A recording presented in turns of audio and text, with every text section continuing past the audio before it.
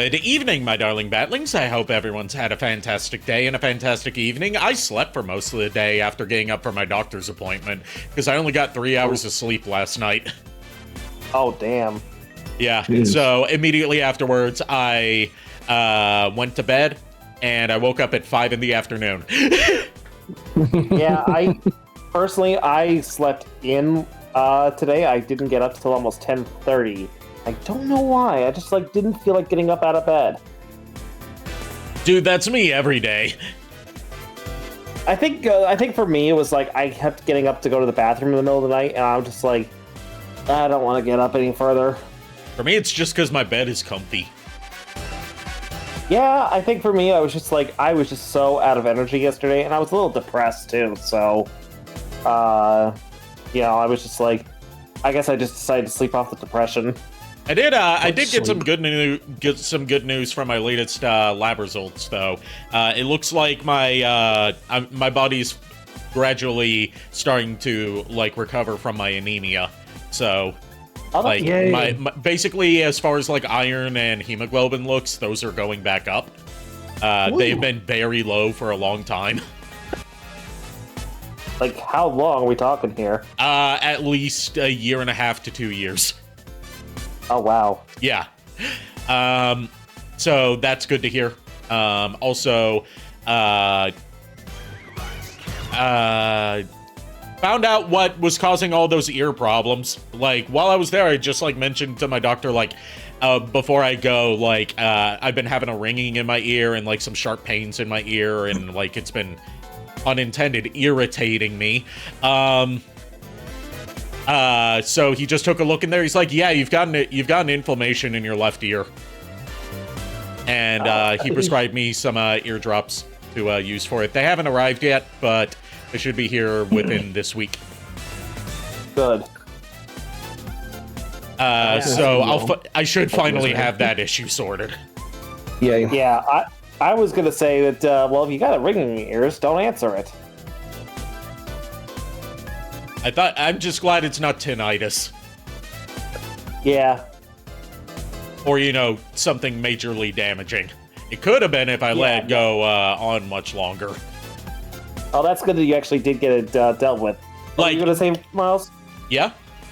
Oh, I was going to say, what's sleep? Because I don't know what sleep is, because I'm always working on my AI. Sleep is for the weak, which means you only sleep on... Which means you stay up on weekends. I stay up a lot, bro. My laptop, my new Mac I just got is always on. Yeah, same thing with the gaming laptop I got for Christmas. Except it does shut itself off after being closed for a while, so that's good. Oh, that's good. Yeah. That being said, Bayonetta 3 tonight, we are continuing where we left off. We finished the China chapter of the game, and we're about to get into Jean's intermission, and then see what the next world we end up in is. Also, Sonic's anniversary, 35th anniversary, is this Sunday, so we will be taking a look at an older collection of Sonic games, Sonic Mega Collection for the GameCube. And also, time permitting, in addition to playing the games on it, we will also be browsing through the extras on there and potentially doing a live comic dub of the included digital comic in there, Sonic Firsts. Yep. Yeah, I will say that I was going to film some Eggman videos today for YouTube and stuff. Did not get the opportunity to do so because of how late I woke up, and two, I had to make sure I was able to grab groceries that my mom had ordered. So, what are groceries? By the time I was done with that, it was nearly 2:00, and I told Nico that I would work with him at 2. So, yeah, kind of didn't have a chance to do what I wanted to do today, but it is what it is. Mainly yeah, I had some stuff I wanted to work on today too, but catching up on sleep took priority over that. Yeah, so my plan is for tomorrow, after my math class, I'm going to do some recording and everything, get that all squared away, so that way I don't have to worry about it for the rest of the week, and I can also focus on the rest of my homework, which is half done now. So, yeah. All right. Let's switch on over to the game scene and, dare I say, get Bayonetta 3 started.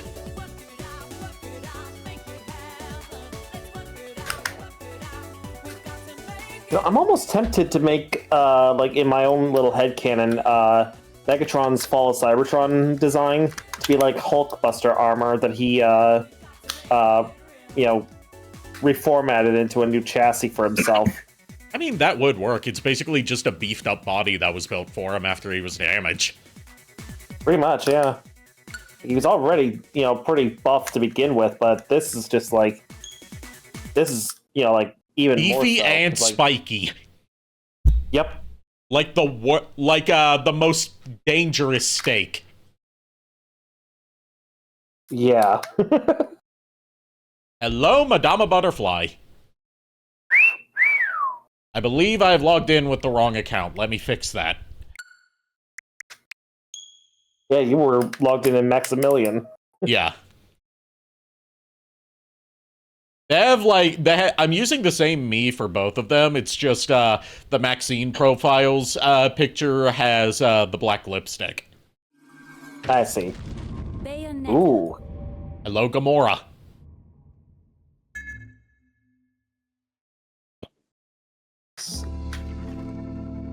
Alright, so...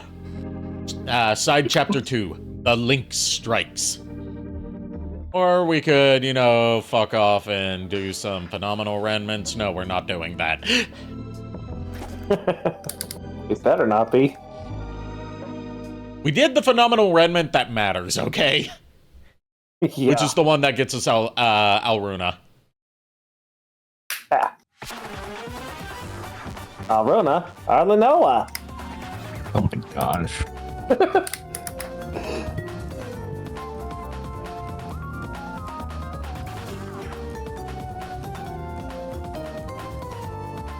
Oh god.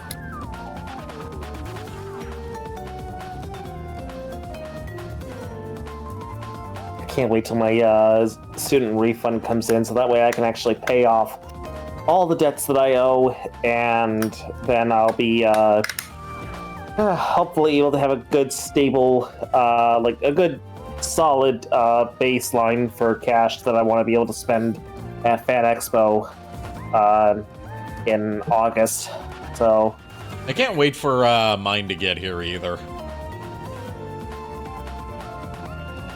Although there's one problem. There's one problem with me potentially getting my student refund.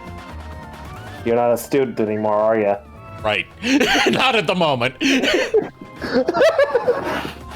I mean, you are a student, but not where apparently it counts. Yeah, I wouldn't be getting I wasn't getting government. student refunds from my community college anyway because my mom was paying my tuition out of pocket instead of me getting student financial aid. Because, like, with my SSI, they were like, oh, if you're going to school and getting financial aid, that must mean you're not disabled anymore, right? Oh gosh, really? Ugh, that's stupid. Yes. Basically, one thing you'll quickly learn about the entire, like, the entire SSI system is that you constantly have to prove to them that your disability didn't just magically go away. That's why you made the trip here. Like, even Nico has had to prove at times that, yes, he is still blind. That did not just magically fix itself. Yeah. That's crazy. Nico's obviously. Yeah. Like, he's only got one eye, and the motherfucking thing is so clouded. Like, I've seen this man's eye. I'm like, there's no fucking way it just you know, just suddenly Divine magically. intervention. Yeah, like, Yeah. just magically healed. I wish that were the case, but Oh, yeah, I do too.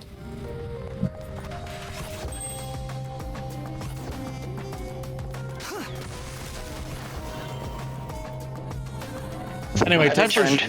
Welcome back. We're just doing the Jean intermission. Jean. Yeah. I am back. Sorry about that. oh, you're good. I will be on me. I'm gonna run the washroom. I'll hear everything though, so I'll be hearing everything you guys fucking say behind my back. Yeah, we were just doing the Jean intermission, and I was enlightening the audience about how bullshit the SSI system is, with how you have to constantly prove that, yes, you are still disabled. It did not just fix itself. Yeah. I know how that is. It took me... We brought up you in in particular with like how you're obviously What? blind, but you still have to keep proving that you're blind. See, the funny thing is, technically, yes, I do have to, but mine is a longer duration period, and it's still that I had to wait 4 or 5 fucking years to get SSI because, like, oh, we don't believe you're blind, when obviously we see you not being able to see shit. Yeah. I can use this. So it's still dumb. Yes, it is. Yeah. But whatever, I'm over that hurdle for now. I'm not really worried about it, and I am not going to worry about it because I already got Saturday to worry about, and I already got other things to worry about. Yeah, you've got our level 15 characters to worry about now. Yeah, and you guys have a boss character that is gonna test how all of you guys have paid attention to studying your character sheets and understanding how everything works. Yep. I've got some new things to learn about my character because of my multi-classing. Yep. I'll float down here. You will too. Oh gosh, I mean, Pennywise is here. Baron's more likely to float than the others, given her proportions. Look, just because she has a massive bust doesn't mean it counts as buoyancy, okay? Yes, it does. No, Haven't don't. you seen cartoons? What Yeah, cartoons are there's you a- watching, Miles? Yeah, I want to know too, buddy. Years ago, bro. Years ago. I know what you're talking. I know what physics you're talking about. I get it. I know. My mind automatically went to, wait a minute, half the Pokemon in this stream go off of cartoon logic, so fuck. Like, I can't use that against you. I corrected myself at that moment. Yeah. Miles, what? Okay, Mark Hamill. You've given me another reason to ask this. Do we need to check your search history? Nah, you're good. My search history's fine. Is he still looking at me no. funny? Is this Yes. what? Is Miles still looking at me funny? I can't. I don't know. I'll tell him to stop. Otherwise, I'll start pulling up his search history. Okay, I can pull up I your get search it, I history get in a it. heartbeat. I get it. You know what I'm referencing, Nico. The doctor thinks you're basic. Real talk, Jim Carrey's Eggman is still so fucking legendary. I'm sorry, Yep. it just I agree. is. Honestly, yeah. Like, I will admit I was not keen on the idea at first, but Yeah. Once I saw that first trailer, I was like, oh, he understood the assignment. Like, that was the one good part of that first trailer. I was actually not convinced by the first trailer. It wasn't until I actually went to go see the movie that I was, convinced that he could actually do the job and do it well. Look, I'm gonna be real. Jim Carrey was basically just acting as evil Ace Ventura, and it worked. Yep. Yeah. We just threw a missile at this homunculus Oh boy. and launched it into the sky where it explodes into fireworks. Let's see. And that's that Also, stage Mandy, done. I see you in chat there, Mandy. How are you doing?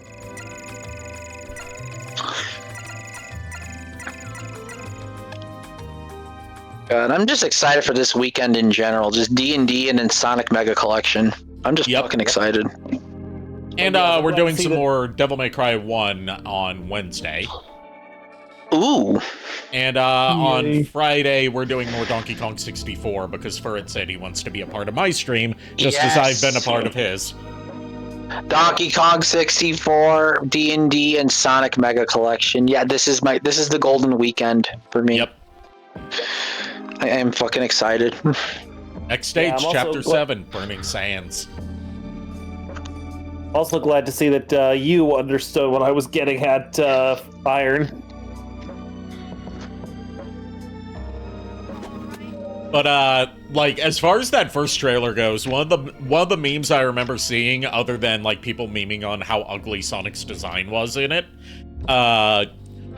was people saying that, like, you know, putting up a fake news article that said that Jim Carrey sustained a severe back injury during the filming of Sonic the Hedgehog from carrying that entire movie. Yeah. That's so true, though. Yeah, I remember that.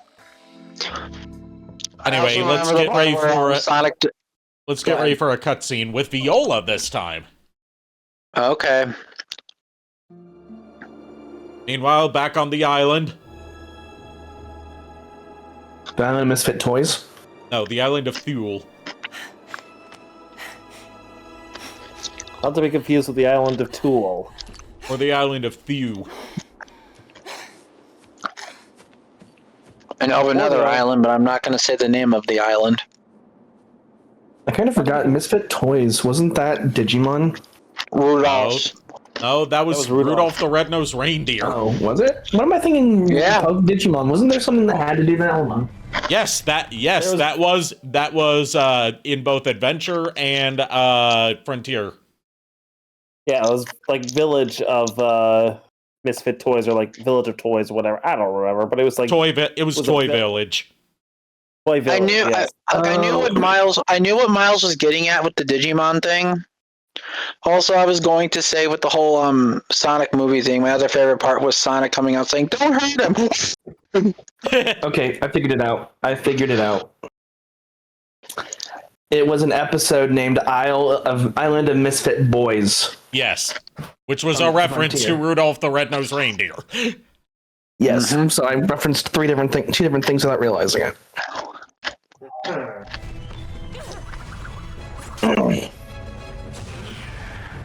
Time for Cheshire to save to save Viola from falling into the abyss, because he's the goodest boy, and she fails. And we're like, God. Cheshire fails. Good thing he's got a stretchy tail with a hand on it. Yep. I am also having granola. Opens up his Yogurt? I am maw, not pulls saying out what his flavored pipe, and yogurt. starts smoking. Pretty much. That is what he's doing.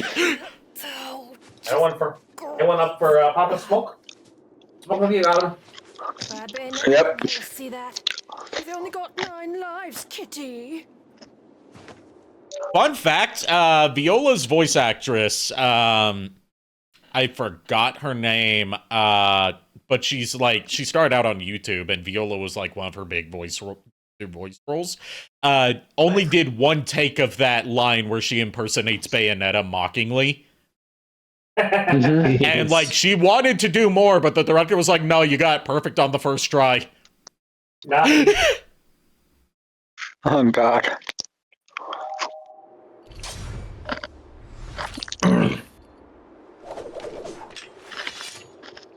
Also, you'll excuse me if I sound far away. I am dusting off my TV stand. There's that wolf howl, Better find Luca quick. and we also gotta find Luca. Because remember, Bayonetta was like, "You better find Luca and make sure that he doesn't die, kitty."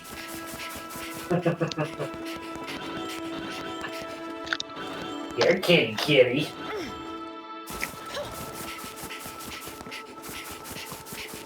Yeah, that's right. I can equip that other accessory to her now. Right, I don't have the like Conqueror's cats. Reign. I have the Conqueror's Reigns. What I need is the Moon of Mahakala, because that'll allow me to parry. What was it? The moon of what? Mahakala. Gesundheit. Okay. Oh gosh. The Moon of Mahakala.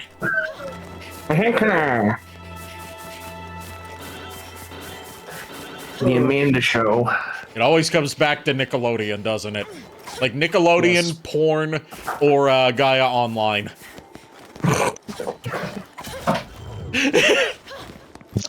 So, guys, I have to bow out. Thank you for all this. No. This noise. You're suffering along with me, Nico. Did you guys know? Sorry, JKR, go ahead. I was just gonna say, it's like, I gotta suffer through this, then you do too. You know damn well for a fact if I tried to leave anyway, Lulu's gonna force me to come back here. Yep. Yeah, probably. Did you guys know there was an actual, like, speaking of, like, cartoons, because we were talking about Nickelodeon, Yeah. there was actually a Cartoon Network themed, like, hotel. Yep. Yeah. It Sounds was familiar. so small, too, from what I remember seeing. It had, like, Yeah. It was like their counter to like what Nickelodeon was trying to do with Nick Hotels and what Disney was doing with its Disney resorts. yeah, But there was only the one. and it shut down last remember- year.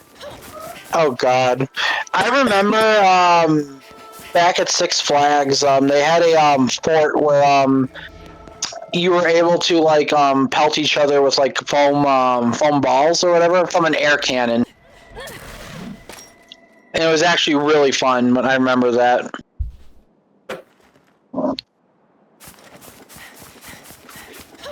You know what else is really fun? I'm not gonna take the bait. F is for friends who do stuff together. U is for you and me. N is for anywhere at any time at all down here in the deep blue sea. I'm just gonna eat my granola and yogurt and just shut the hell up. Not saying what flavor it is, because if I do, I'm gonna get my in trouble. So it's vanilla then.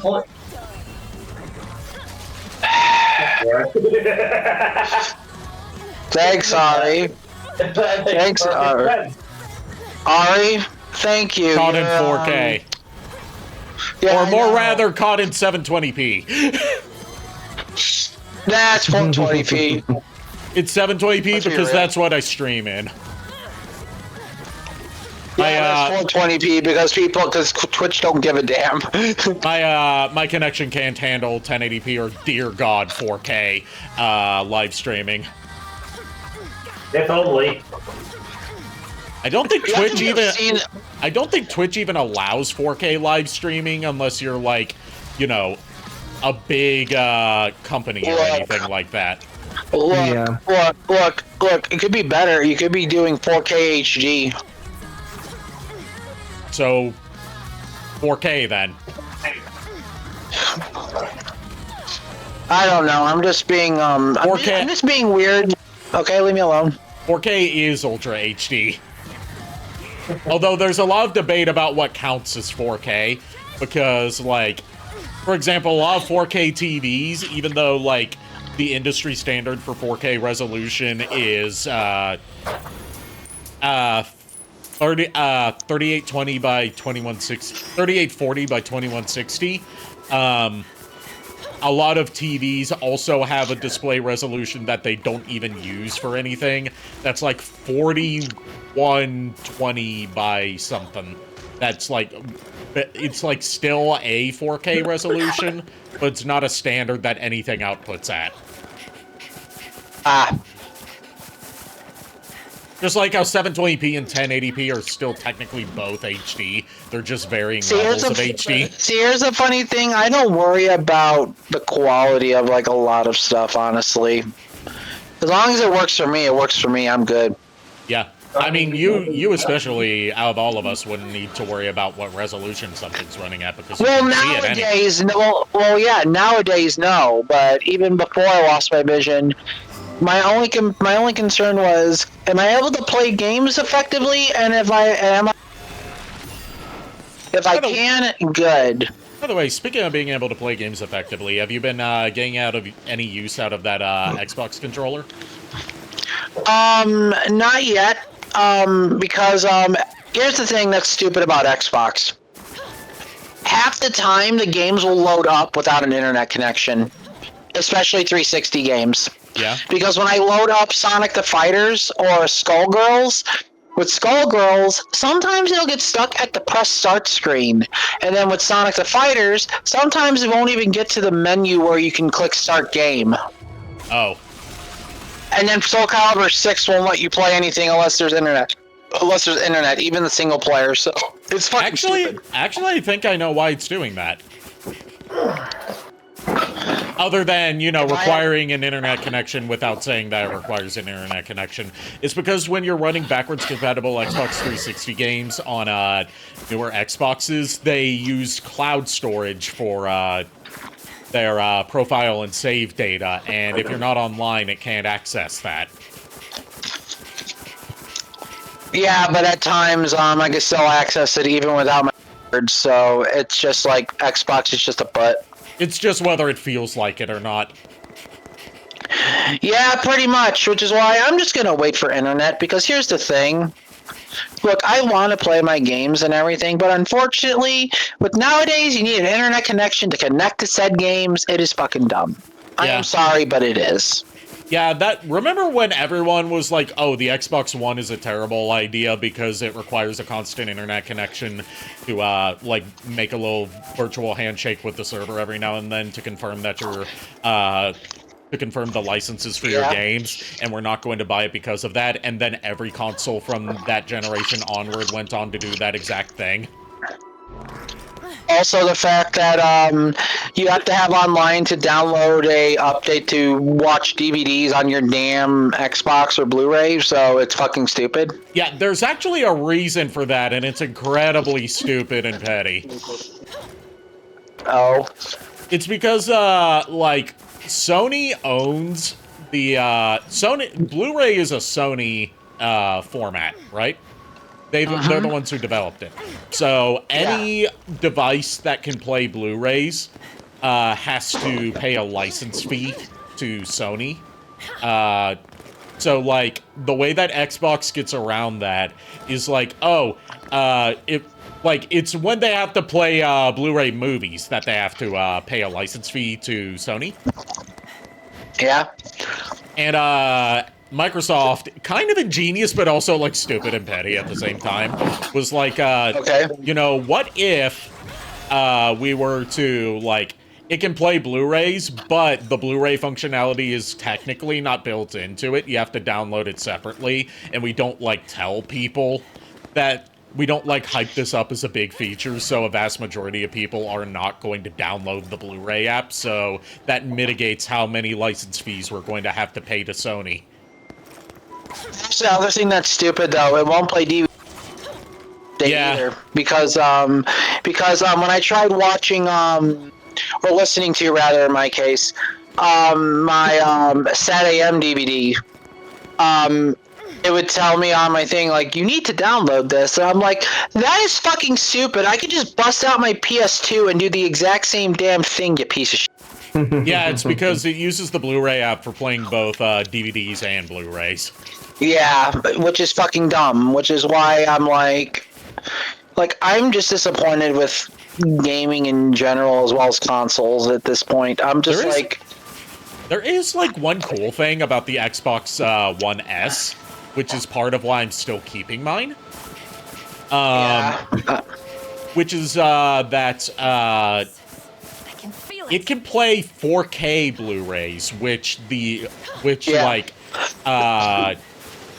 a lot the PS4 Pro could output at 4K, but it couldn't play 4K Blu-rays because that's technically a separate format. The Xbox One S can do that, and it's not even really a 4K console. See, here's my problem, though, aside from all that, with all the console things. My problem with re-getting a PS5, because I had to sell my PS5, me and Lulu's PS5, because we had to pay something off the rest in peace. We never have to even load up that console anyway. I want to get a PS5, but my problem is this. It's already been out for a long time, and I do not know Sony to drop a console, which is a big problem. Since we have no news on that, or if there is, I don't know about it. There's no news yet. There's just industry insider rumors. Yeah, which is why I'm a little bit nervous because when they did, back when they didn't announce the PS4 yet, I thought about getting a PS3 Pro because of Final Fantasy 14. And then PS4 dropped when I was about to buy one, and I'm like, fuck, I might as well just wait for the PS4. Thankfully, Lulu got it for me for Christmas. Thank you, honey, I love you. But, like I said, I am just nervous about upgrading any of my consoles right now. Like, Switch 2 is a given because it just came out. I know Nintendo's not going to drop something else. If they do, then fuck you, Nintendo. Yeah, the only reason they would drop something else real quick is if, like, somehow the Switch 2 ends up underperforming like the Wii U did. Yeah, and that is my issue right now. I have to have a console that literally works with me with my vision problems. So screen reader, game accessibility, etc. Unfortunately, right now, Nintendo's catching up on that. But unfortunately for me right now, Sony and Xbox are my best bets right now. And I'm kind of locked and screwed into getting the new Xbox console. Yeah. So unfortunately, I have to pay $1,200 for that fucking piece of shit. Which I am not happy about, but you know what, whatever. And then they raised PlayStation 5 too. It's more expensive. Yeah. I know it is. I'm not surprised at this point. Like, at this point, like, I'm just gonna say I'm gonna get a Switch 2 and just say screw it. Like, until the new Xbox officially, like, comes out, I might think about upgrading. I don't know. Like, PlayStation, I don't know yet either, again. Like, I'm very uncertain on what's going on right now, and I can't really do PC because it's going to be, for one, getting an actual good PC that actually can handle certain games. A lot of the blind accessible are pretty powerful. And second, affording a damn tower. Oh, and they're raising Switch 2 prices too soon. I'm not surprised, and I would still buy a Switch 2, Miles. That doesn't bother me. Pretty much you're just telling me I'm paying, like, current price for, basically Switch 2 I'll be paying as if I were buying a PS5 or Xbox, at right now's price, whereas Xbox and Sony are, like, going up to $1,000. Yeah. So at this point, Switch is still the more cost-effective console, and honestly, it has a little more stuff I would rather use. No offense to Sony, I love Sony. I'm just afraid they'll drop another console, and I wasted my money. And then Xbox is a piece of shit, but I have a bunch of stuff on there I do not want to get rid of. Yeah. Like, I got Sonic the Fighters, I got the original Sonic stuff on there, I got my, I got the original Skullgirls before Second Encore patch, so on and so forth. So, in other words, like, I don't want to sound, like, presumptuous or anything, but with me being blind, gaming has gotten a lot harder. Understandably Where so. I could actually, where I could actually play something, because I can happily play Crossworlds. Like, it has the lock on track thing. I don't know how good I'm going to be at playing the game without using shortcuts, but I can at least play. And it has crossplay, so you can still play with us. Yeah, definitely. And whenever they release Vanilla as a DLC character, then Vanilla and Tails are definitely going to be my top two mains. You could fight me on that. Yep. But aside from that, I am excited about one thing, though. People have found there are some programmers that are talking to Nintendo about some programs that people in the Pokemon community made for people who are blind who want to play Pokemon. Nice. Really? Yeah, it started with some of the emulators and stuff, but it is a program where it'll tell you where your trainer is going, and if you're going to hit a wall. It also reads out the moves and text for you, and it tells you what Pokemon that comes out. Like, physically tells you what it is. Wow. Yeah, and a lot of people have been testing it with Red, Blue, and Yellow, then Gold, Silver, Crystal. I think right now it's up to Diamond, Pearl, and Platinum. They're now testing it with Black and White. So if it works out, then I can also access those games. The only thing I'm sad about is I will not be able to play Castlevania again unless I want to bash my head against a wall relearning the game without my vision. Yeah. And the last time I did that, I got to death, and that was it. I couldn't do it. Like It would make for some impressive bragging rights, though. Like, you know, there are those people that do, like, you know, blindfolded speedruns of games. You're like, fuck that, I'm actually blind. Yeah, but the problem with death is, and you know this very well, he jumps around so much, and there is no sound for the boss to make to tell me where he is. Yeah. Plus the spawning sites that happen. I will get destroyed instantaneously unless I decide to be and predict where he is without my vision and use holy water. Yeah. And I don't like being cheap. I wanna, if I'm gonna fight this fucker, I'm fighting him legitimately. Well, it's like they say in Brooklyn, early to bed, early to catch the worm. Or is it the bagel? Now I want a bagel. I've got everything bagels here. And some cream cheese, some whipped cream cheese.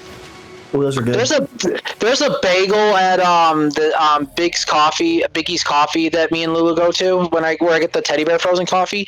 It's a Asiago cheese bagel with sausage, egg, and cheese on it, and toasted. Roasted, shut the fuck up. Listen, I just need a baguette and a brioche. God damn it, I should have figured that was the case. But no, definitely whenever I can get a chance, I'm definitely getting a Switch 2, and then, depending on how things go with Xbox, and if, the new Helix is on fire, I might go to Sony, but we'll see what happens. Also, Discord is apparently dying, so the new, whatever that new thing that, Matrix. JKR was saying. Matrix is, the promising looking one. Yeah, until they bring that to consoles or phone or whatever, I would not be able to join your guys' streams. Yeah, that's like Discord? one of the reasons I'm sticking to Discord for a while. Yeah. There's a new talking app. There's a new group app or whatever that is going to be replacing Discord soon. I have not heard anything about that. Well, I'm already assuming because the fact is, when Discord happened, Skype died. Yep. So I'm already calling it right now with the new. Oh, so you're just making a Discord is going to prediction. I fucking thought like there was some news thing that I missed. Yeah. No, I'm making a prediction on that one. No, I'm not. So we found the next portal, taking all guesses on which universe we end up in, which themed universe we end up in next. First was Japan, second was China. England. Russia.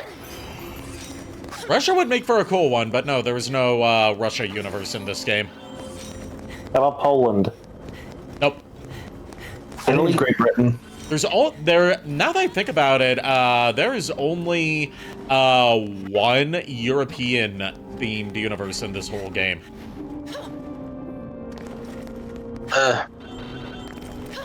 Probably France or. I'm not confirming what it is because, you know, no spoilers. But it's my favorite of the universes because it has my favorite chapter-ending boss fight.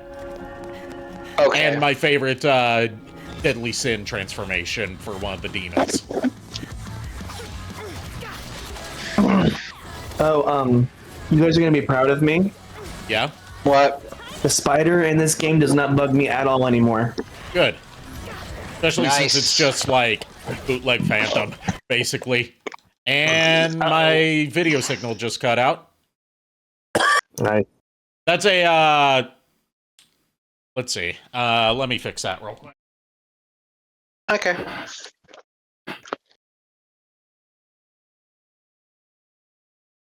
God damn it. There we go. It's the video switcher that I use sometimes bugs out since it's an automatic switcher. Yeah. Like it does have manual options, but it still does like occasionally get signals crossed and like swap from one input to the next without me wanting it to do that.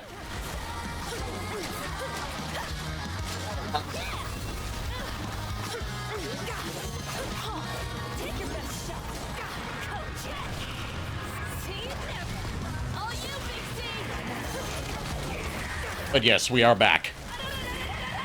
Alright, that's good. Now where's the bacon?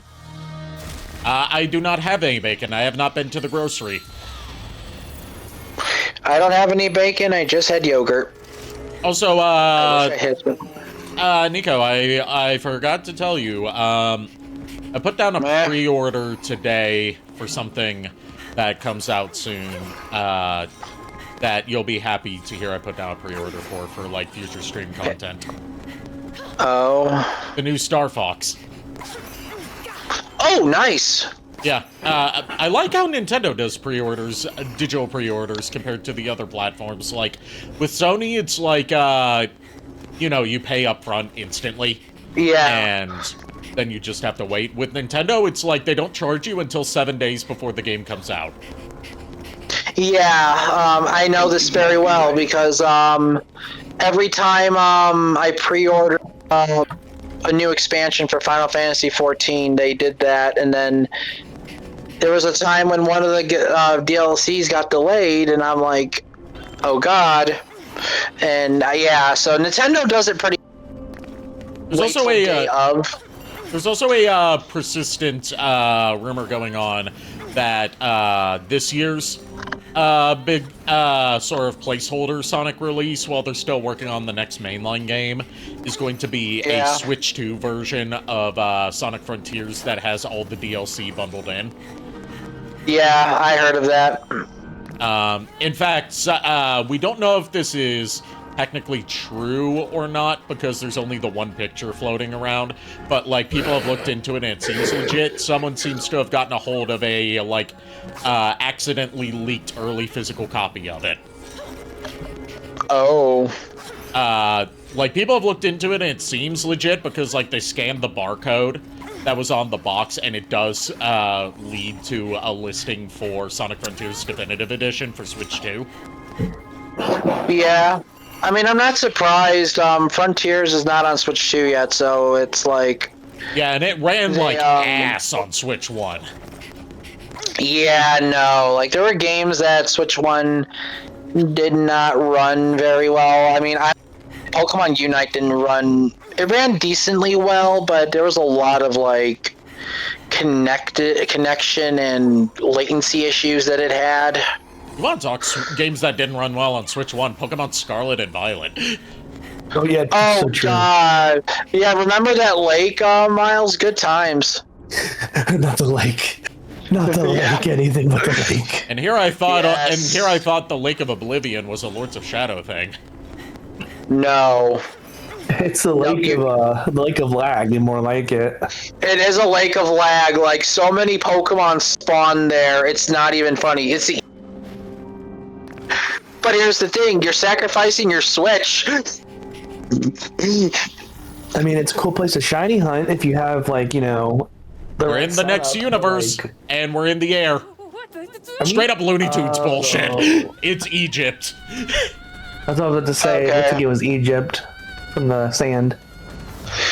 God damn. She was Wile E. Coyoteing, standing in the air before falling down. Of course. Viola, everyone!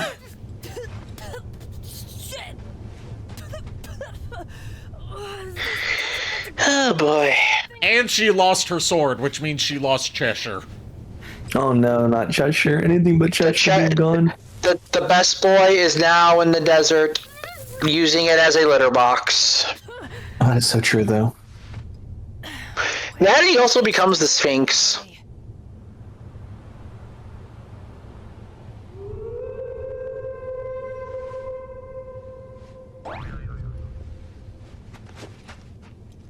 Here, kitty. Really? Now Cheshire's gone too. And off he fucks. Yep, off he fucks. And Cheshire off just we left on his own. fuck. We're in Cairo, Oh my God. specifically. Come back, Cheshire! At least it's not Hymenoptera. Look, at least it's not Hymenoptera. Far out of range. I was Gesundheit. gonna say, Cheshire just needed to go to the bathroom and he's in a giant litter box. Let him go. God damn. What did you say, Ari? I said Gesundheit. There was supposed to be a Brendan Fraser's Mummy reference, but okay. I haven't seen that movie. Oh gosh, how are you supposed to fight without your sword? You can fight barehanded, I love that but mo- that I also love means that we movie. can't activate Witch Time, because that requires blocking with the sword. Oh no. God forbid. They actually do surprised- balance out the difficulty with that though by giving you weak enemies to fight barehanded in this section. Fair. Also, Hopefully I was gonna say, I'm surprised you have not seen that movie. I haven't seen I don't think I have only seen one Brendan Fraser movie. George's Jungle. Dudley Do Right. Cheshire, where are you? Okay, that's valid. That's valid.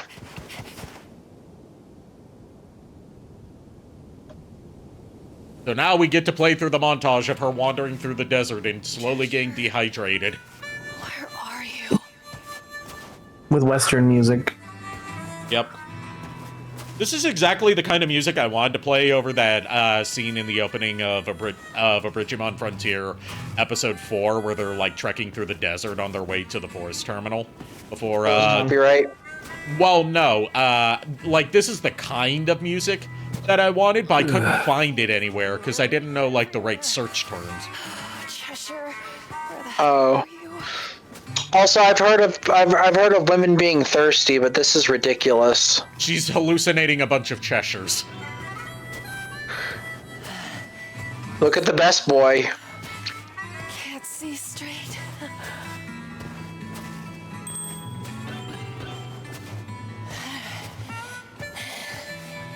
I'd kill for a drink right now.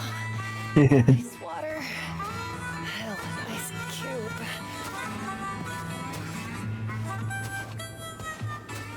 You Man, thirsty? fuck the police! Not now, Ice Cube! Oh God. And just so you know, Nico, JKR went AFK to raid the fridge. I know. Also, the reason why I didn't want to say what flavored yogurt is because I know what JKR would have done. I knew what JKR was going to do the moment. Before you even mentioned what flavor it was, Ari, I knew what me with. She passed out and woke up with a scorpion clinging to her nose. Ooh, there's a thing. Scorpion, my bra. Just And then she passed out I'm here again. to- Good lord, Scorpion's on her nose. Bruh, I'm here to help you. Fuck. There comes a bad guy. Yep, here comes another homunculus. This is a big one. We can't fight this. Great time for the sword to be gone. This one is called Tuba. Why does that look like a Legend of Zelda boss? I mean, a lot of the homunculi do. Especially like looks Breath like of the the- Wild bosses. Well, it looks like that one that is in Great Deku Tree, kind of. Goma? Eyeball. Goma? Yeah. Queen Goma? Goma? You mean the armor arachnid spider Goma? Yeah, but this Kinda is looks more. like it has part It's of like it. a snake version of that, and it has Cheshire embedded in it. I was No going wonder to it's say, angry. okay, real talk though, Miles, Goma didn't really look like a spider, even though it said it was an armor arachnid. Oh, thank gosh we have the sword. We have the sword back, which means we have Cheshire back. Yeah, you can but now fight we can him. kill. Yeah, can- we can kill. What was the I can see! I Yeah. can fight! Oh, Yeah, from God Fairly damn. Odd Parents, the King Arthur episode. yeah. Yeah. All hail Artie! That's Arthur! Whatever! I can breathe. I can fight! Dead. Oh, Miles, when I was working on the boss list for the magic list for the boss for next session, guess what one of the spells it offered me? Nah, as a polymorph. Yep, I did not take it. I did not take it. Yeah, don't take it. I'm not going to be me. I'm not going to be terribly. Look, there's a spell. Look, I think you were there when I told Ari this with JKR. There's a polymorph is more terrifying than this spell. Never mind. Time for the climax. Okay. Summon Cheshire to finish him off. Time for the climax. Pulls down Black Scream with a Gardevoir holding plus only. Pulls him out of the sand with his tail, grabs him with his tail, and just slams him against the ground repeatedly. Now it just sounds like it's Bam Bam.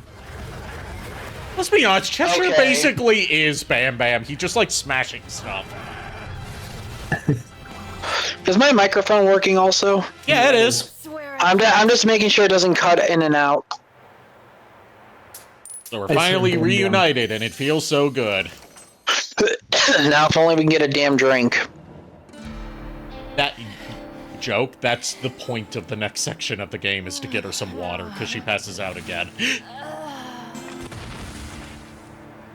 No, Cheshire's there, probably like, damn. Yeah, we get to play as Cheshire's Cheshire probably- in this part. And then Cheshire has like a bowl of ice water licking it. Now Cheshire's like, damn. I have to save the day. Damn, now I gotta save this bitch, okay. Cheshire's like, hello? Wakey, wakey. Are you dead? Can I eat you now? Now he's like, Are you "What's that one you thinking?" do?" You got an idea. It looks like she's just throwing her away. Yeah, he Is just it, look, again, Cheshire's still best boy. Yes, he is. It looks like Keep in a mind, she bear didn't like even this order him almost. to do this. He's doing it on his own volition. Cheshire and her have a bond. Yep. We Yeah, this, even though he knows what he wants. Oh, wrong button. Yeah, Viola and Cheshire are linked body and soul. Control him to find life-giving water and save her. While walking, double tap ZR to make Cheshire run. He can also attack with X, A, and Y. Cheshire's tail will glow as you get close to your goal, then shake and finally stand up straight. Keep your eyes peeled. What you seek is below the sands. Press ZL to use a giant shovel to dig it up. Have no fear, Eggman's here. How did you get past security? Oh, I pretended I was a pot of soap and gave them all the slip. Did you happen to choke on that soap by any chance? How would he be eating soap? Oh god, the burping time with that. Oh my god. that was not even planned. It's just like, did you eat that bar of soap? Burps, bubbles come out. The carnivore is just confused. What do you think? I didn't know you were a water type. What the heck?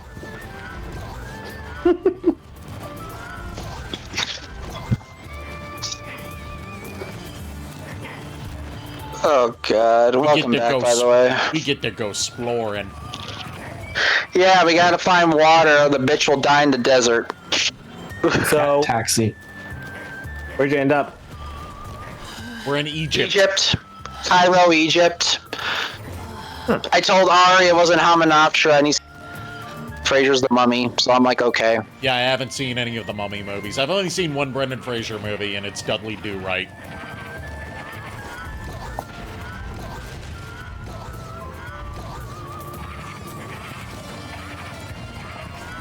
So you know, I've only seen the best Brendan Fraser movie.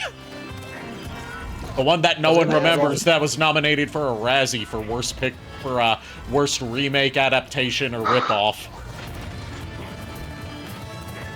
Gonna ask, is this ancient Egypt? Yes. Cairo. We're in Cairo. Yes, but it is ancient Egypt with like pyramids and pharaohs and stuff. Let me guess, Bayonetta's gonna be dressed up like Cleopatra. Partly depends on you, what you think Cleopatra looks like. The answer is yes. But we found the water. He just threw her into the geyser. Cheshire's like, here, have some water. Have some water, you thirsty bitch. Now let me go back to sleep and let me She do landed things. face down in the water. Cheshire, you could have drowned her. Look, Cheshire is best boy doing his best work, okay? I was done for. Cheshire seeks violence. As all cats do. And before people say no, cats don't always choose violence, I have 6 cats. Leave me alone. Barry doesn't. That howl again. All right, it's magic time. Hang on, Luca. Gotta find Luca before the wolf see. gets him. So, Okay. if this is ancient Egypt. I'm wondering, where's Ra? Sealed in a tablet. Okay. You don't have 3 monsters to summon it. Or the ritual chant. Yeah. I was going to say, if this is ancient Egypt, where's King Ramses? And, who I call and brother? where we go and are we going to return the slab? Or suffer his curse. Oh, that King Ramses. King Ramses, the man in gauze, the man in gauze. The man in gauze. I'm waiting for someone to actually play a bard and just have that on a audio on a soundboard every time they go into battle.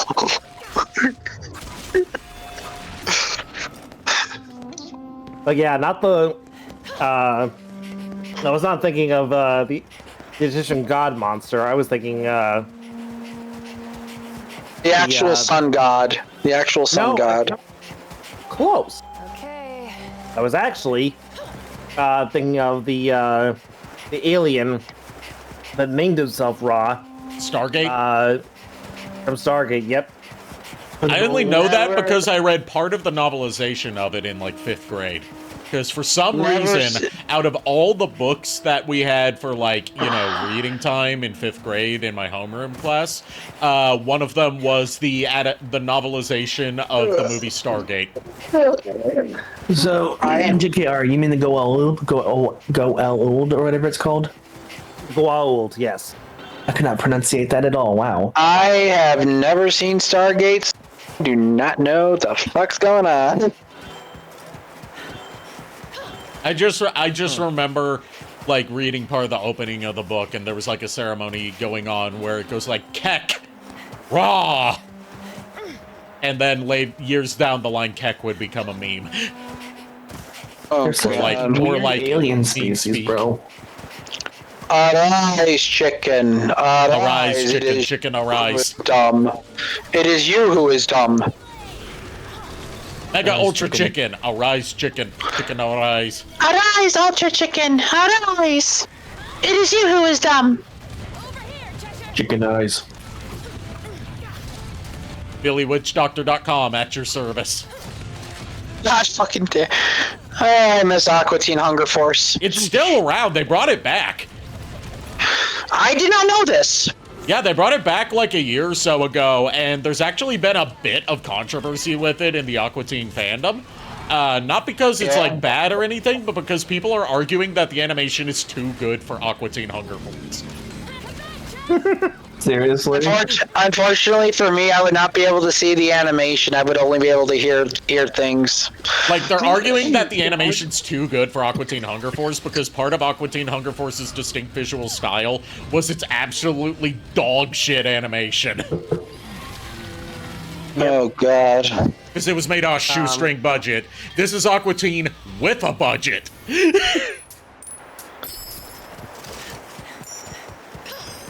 But yeah, just so you have a little context, Nico, the Goa'uld were a parasitic alien race that kind of eventually they here's the thing. They started out as like a race of parasites that needed hosts in order to To exist, to live.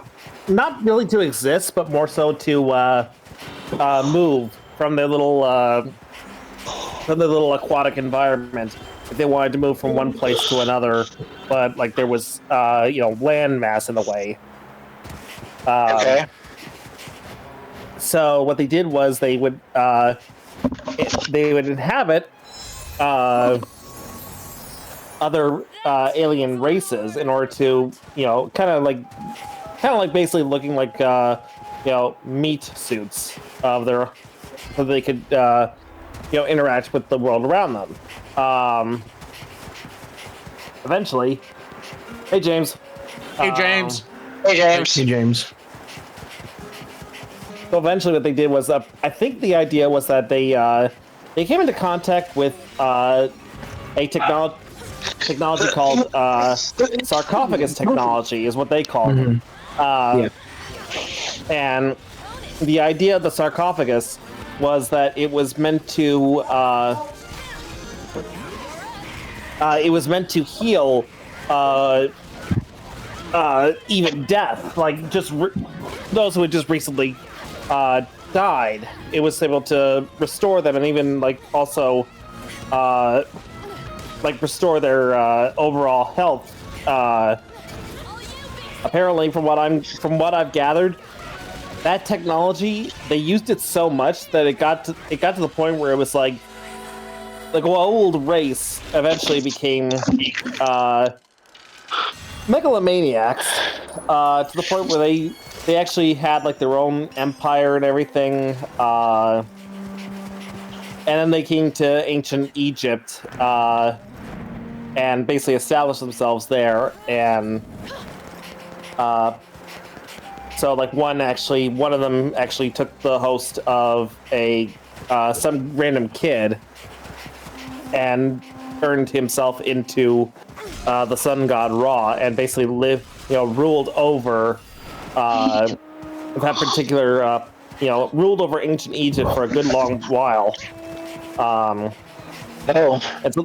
so it was like almost every gold had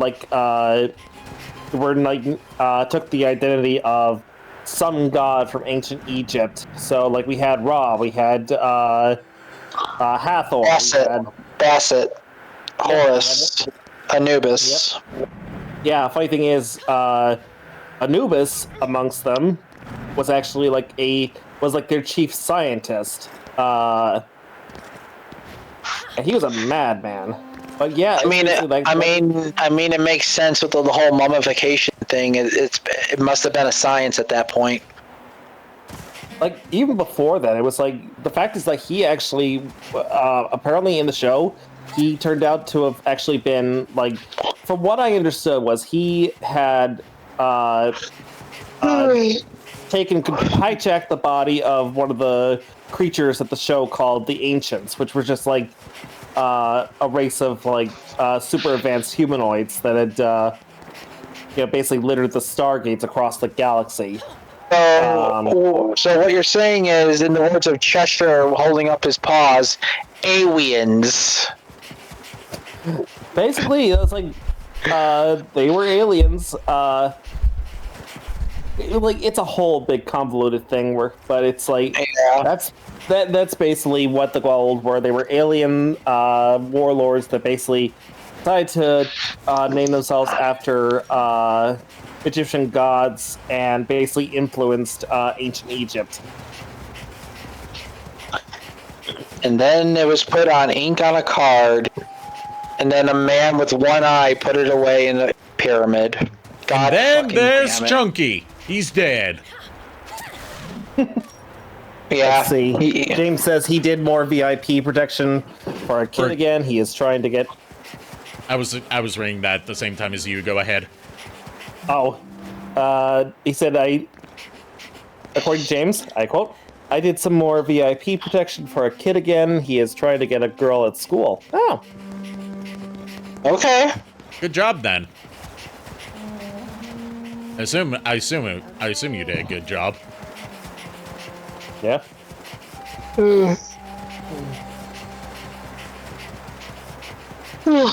Oh God. But yeah, Saturday is almost set up. I just have to. I know I just have to get an okay on a song from Ari, and then my setup is finally finished, and then I'm just like, I can not worry about it for the rest of the week. Yeah. For me, like, all I have to do, the only things I've got to worry about this week is my classes, my class for math, the homework that's half done, that's due Thursday by 8 o'clock, so I've got a little bit more time. And I also want to film some Eggman videos for YouTube, Insta, and TikTok. Mainly YouTube, because I'm just like, I do have a TikTok, but I barely use it. And I'm more so just going to use TikTok for my voiceover stuff. And the Instagram will be more so for, like, the Instagram will be more just me, doing all different cosplays that I eventually have down the line. Okay. But, like, the Eggman Chicagoland will be exclusively Eggman shorts that I make. Okay. But I really want to try and get the ball rolling on the videos, because that way I can jump in on the algorithmic bandwagon and get a little more traction towards my, a little more traffic towards my channel. Yeah. Yeah. All right, we now have all of Viola's moves. Except for technically one that hasn't unlocked yet, that unlocks as part of story progression.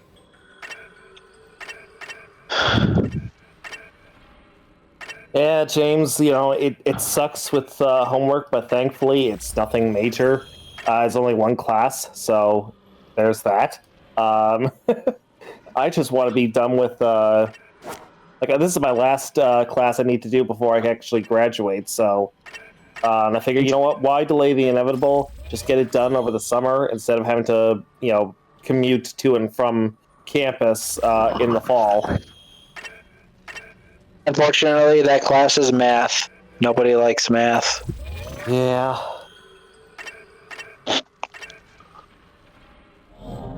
Alright, I was just spending a little bit of time spending my upgrade points. Time for cutscene. You're fine.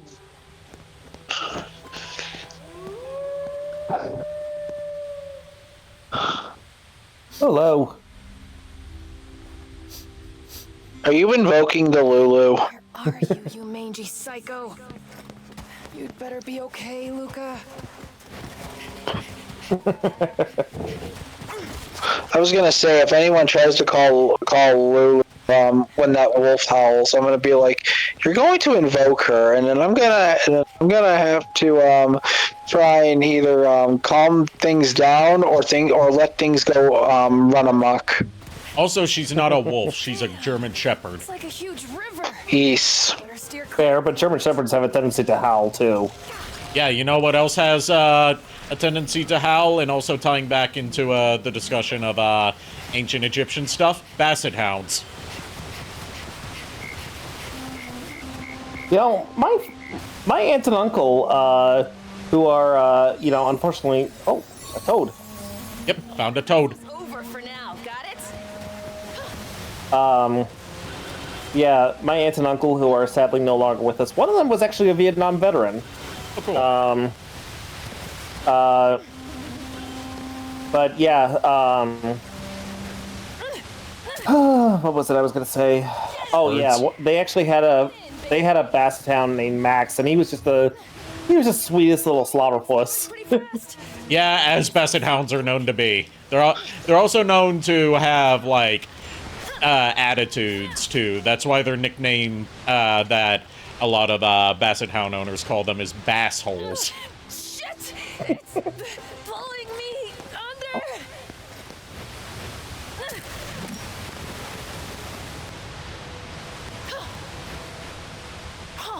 But yeah, like Max would, like, the second anyone new came up to the apartment, he'd immediately just be like, "Ooh, I got a kiss, I got a slobber," and like he would just be like licking your face, if you let him. I was like, he was so cute.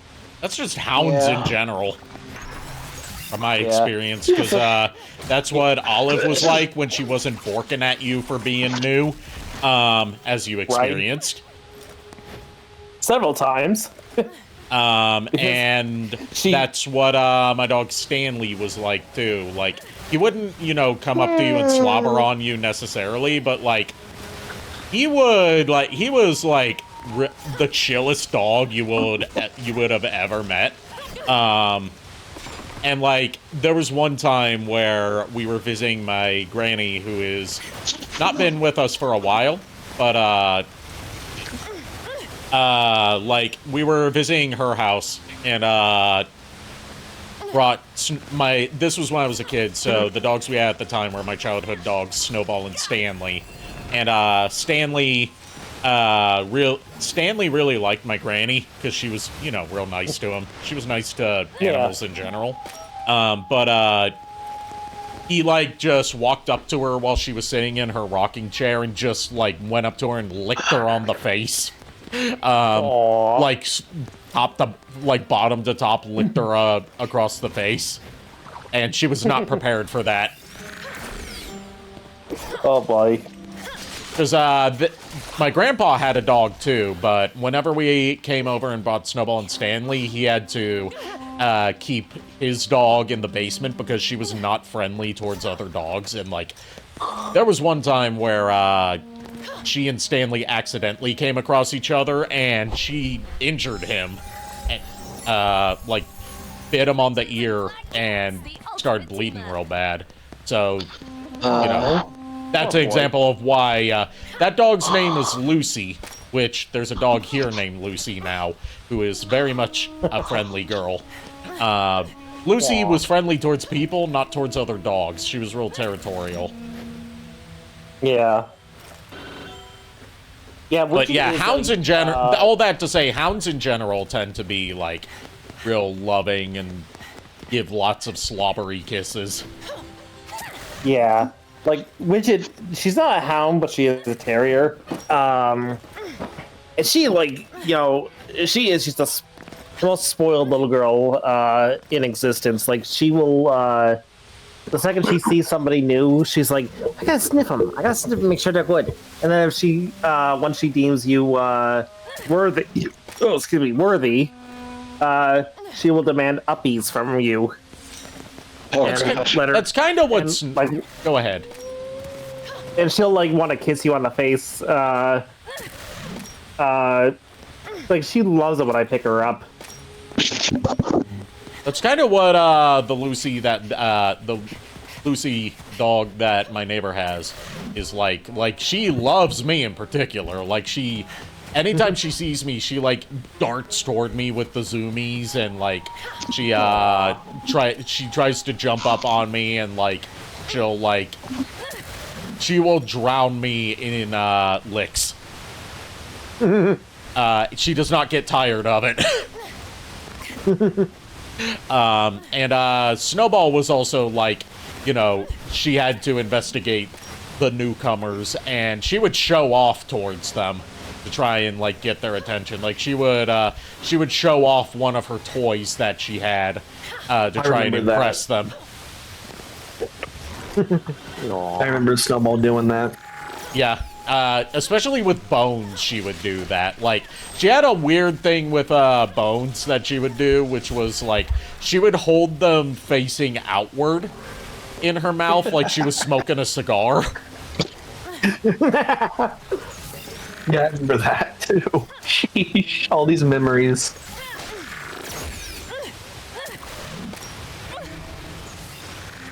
I don't remember Stanley ever doing anything that unique, though. Stanley didn't really play with toys.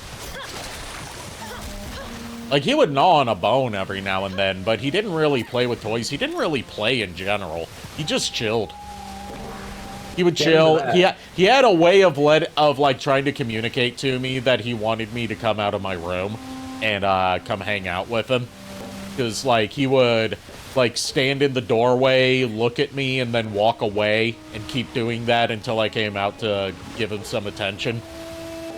I remember that. Eventually, in his later years, once we moved to the house that my mom has now officially moved out of,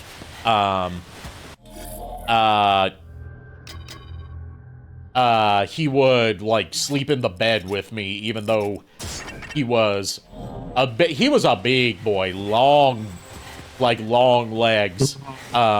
So he would sleep in it like a person, sleeping right next to me instead of like curled up. He would like stretch out and sleep on the bed. So he just do the sploots on the bed and no, he would lay on his side. Oh jeez. Daly could have been a supermodel for dogs. Yep. He was very photogenic. As was Olive. Olive, you could never take a bad picture of her because she would always show up well on camera. Even one that I took where, that used to be an emote on this channel, but I've since deleted it because of bad associations with the person who made the edit of it.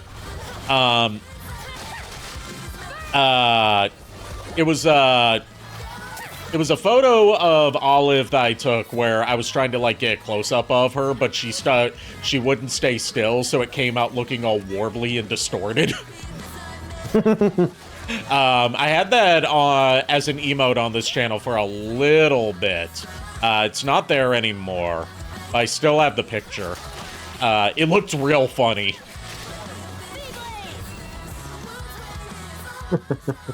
Olive has the blue shivers.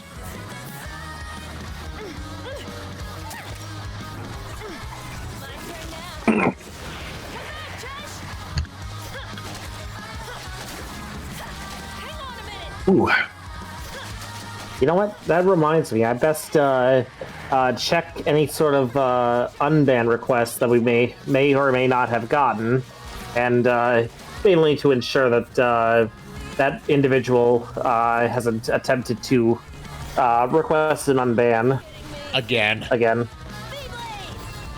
Yeah. Yeah, nope, we're clear. Okay, because that person zero unban last year requests. found me on Blue Sky and tried to reach out to me there, and I was like, can you not just, like, get it across that I don't want anything to do with you after you fucked me over 2 times? Yeah, no, I'm just like, I'm like, you know, it just occurred to me, it's like, I best make sure that's not just sitting there. I mean, granted, you know, to me, I'm thinking like, you know, one, I wouldn't mind it just sitting there, but at the same time, I'm like, then it's also going to be like bugging me or bugging you. That it's I don't get like notifications for when there's unban requests on my end, so I leave that up to you. That's fair. Well, I say yeah, you, but like my mods in general. The mod, yeah, like right now, I seem to be like. Granted, I'm like really the only most active mod in the chat. You're the most experienced mod that I have, because you've been doing this like actively longer than the others have. Yeah. So you know how it all works. Right.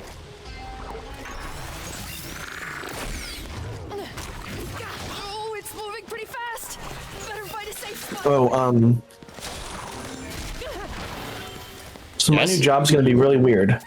Yeah? So? I have to work some days till 8 p.m. Okay. I've had to do that for. Well, it's just weird. Working until 8 so it might p.m. be is days. weird. A lot of people do that. Well, but I mean, so it's supposed to be like I think 12 to 8, and then there's another shift that's like 8 to 5. Yeah. So Those I are think pretty these common random shifts. Yeah, so just letting you guys know if I ever do join like after work, I might be like right at 8 or later. Yep. Yeah, that's fine. That's fair. Because I'm it's gonna take me probably an hour to get home. Yeah, don't join us Might when be you're like driving. I'm not gonna do that. I'm not that crazy anymore. Anymore. I had my moments back when a while back. Yeah. Like, let's just say after the stunt that I tried pulling 2 years ago, I'm like, I am more so trying to enforce that rule now than ever. More now so than ever. Yeah, I'm like, I don't want anybody to make the same mistake that I did. And I get that.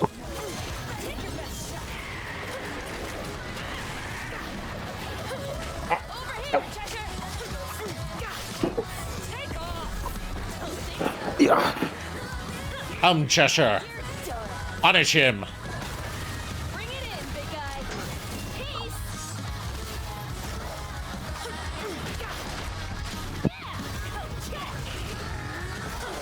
You're done. All right, who I find next? This guy. Come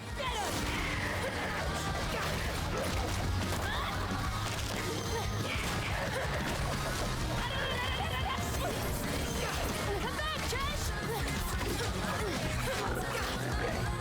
you kidding me? I think I'm getting better at the block timing gradually. I'm still, still got a lot of room to improve. I'm activating witch time more consistently than I used to. Yeah, that's good. You're learning. I'm proud. Yeah, it's a very specific timing with Viola that I'm still trying to figure out. It's like the closer you get to a frame-perfect block, the longer your witch time lasts.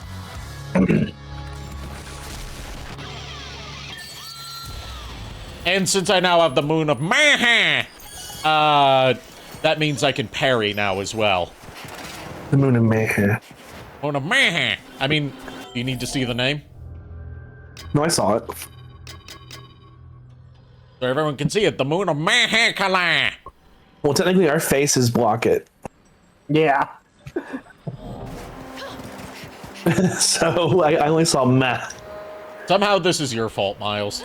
It's my fault. I'm here. You're the one that was in the way of the Mahakala compared to the others. No, just blame Bert's not here. Don't tell me who to blame. Well, we always say we blame the person that's not here. Yes, but as the boss lady here, that means I get to do what I want. This is not a democracy. This is a dictatorship. She's got a point, Miles. I mean, I know. I just don't like being blamed. This is not a democracy. It's a dictatorship. It is Those boards. It's a dictatorship involving is a dictatorship not only me, but of panicular-looking spuds. Oh my gosh! I need one of those boards that says like days since blamed for something. Like, Yeah. Yeah. Just erase it. Put it In case you didn't, zero. in case I need to explain the joke, that was a pun on dictator.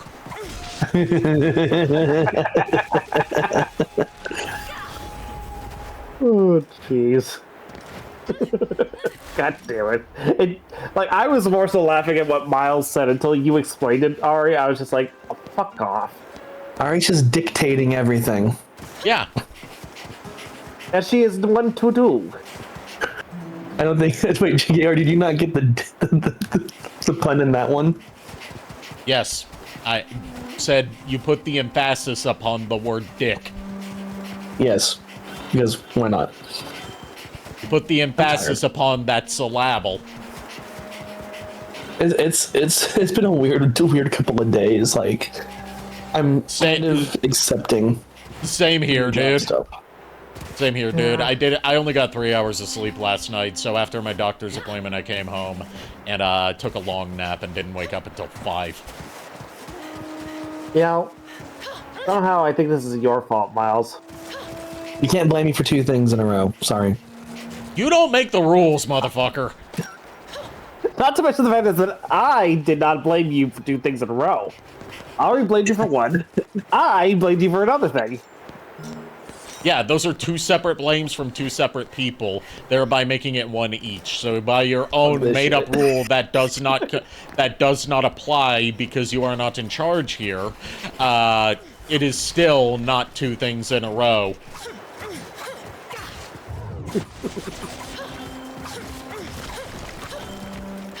By the transitive property of go fuck yourself.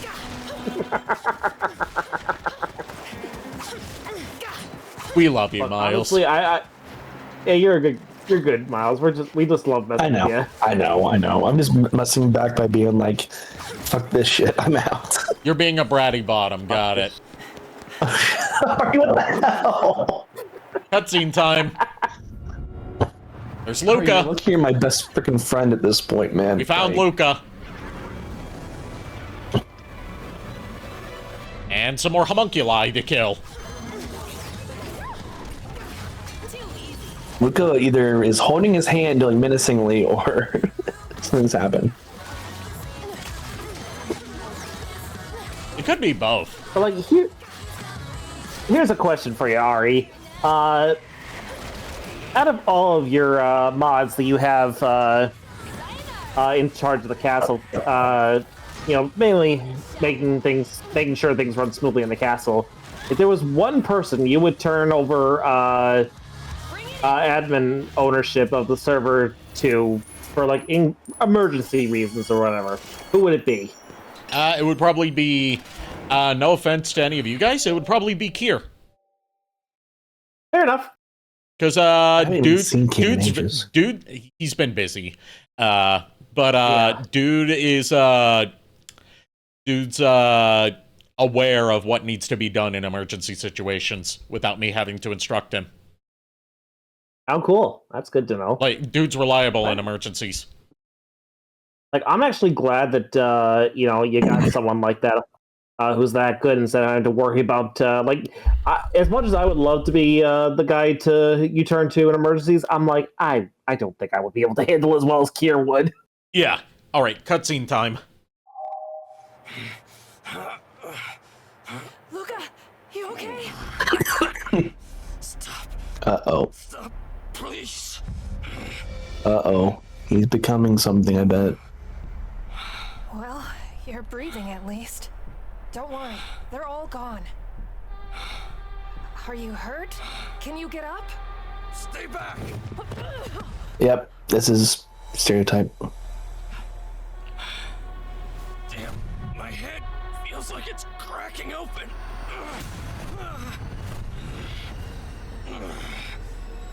That voice again. Voice? In my head, telling me to see the truth.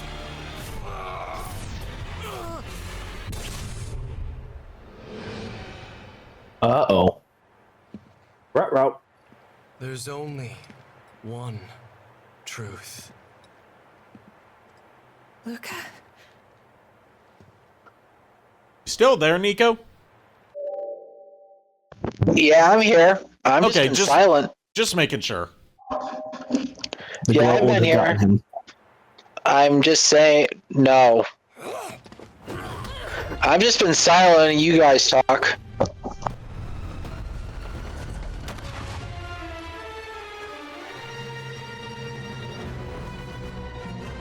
Hi, Lulu. Hi, Lulu. Showed up just in time for a big story Hello. reveal. Ow. Speaking of Awu, Oh. He's the Bork Bork. he is the werewolf we've been going after this whole time. This guy? Luca is, yes. Luca. Ruh-roh. Well, we can't kill the werewolf. No, it can't be. Not bad. Now we have to fight it. Okay, Luca. Funny joke. A little early for Halloween, though, don't you think? Come on, snap out of it. Yep. But, yes. Time. What does the Lulu desire? I was just checking on you all, make sure that you were doing until this right moment I hear there was a werewolf. I was like, oh. Yeah.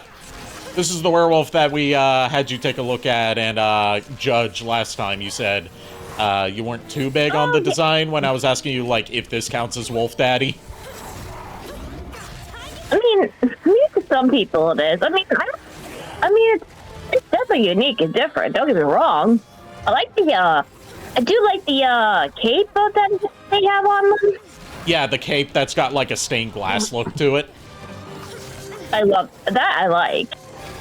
I guess it just depends on the werewolves. I guess individually, like some people he'd be.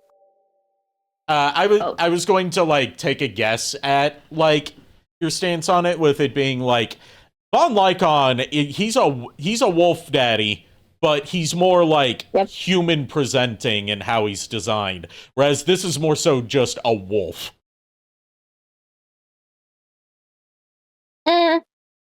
For me, I would like to at least have a little bit of human, not like entirely, like for example, like Van Helsing. Like that one, for example, is a good werewolf design. You mean Von Lycon? And Von Lycon is good too. It's just, I guess it just depends on my taste. I guess when it comes to werewolves, I guess I'm particular. Yeah, I wanted to ask you. I wanted to ask you in particular because you have an affinity for wolves in general. You love wolves. She does. Yes, I do. I do love my werewolves. I guess I'm just kind of picky when it comes to my werewolves. Like that design right there is really nice. I like it and everything, but would I consider like smashing it and everything? Probably, maybe, but would I? But I don't know, because... Well, okay, what about his human form? His human form is nice. Yeah, his human form is a total goofball. He tries to play himself off as cool, but he's a goober. Yeah, I guess it just depends on the... werewolf for me, like his human form, however, looks nice and everything. Now the beast form like that, I'm not too sure. Like, it looks nice and everything, don't get me wrong. And the cape looks nice too with the art and everything, like with the stained glass and everything, but would I really smash it? Probably not. Also, Miss Mandolin in chat reacting to the werewolf transformation by saying puppy. Yeah, you think? I think I probably would just say it probably would be a good ally. Like, at least the beast form would be a good ally and everything. And yeah, and I probably would smash only like that human form that I just saw like a second ago. Yeah. I'm just very particular. Nothing wrong with that. Yeah, I'm just kind of picky. Oh, damn. Now, if I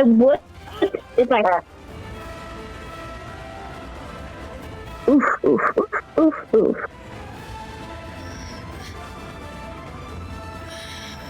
Another good example I would have to say is blood. You mean Blide?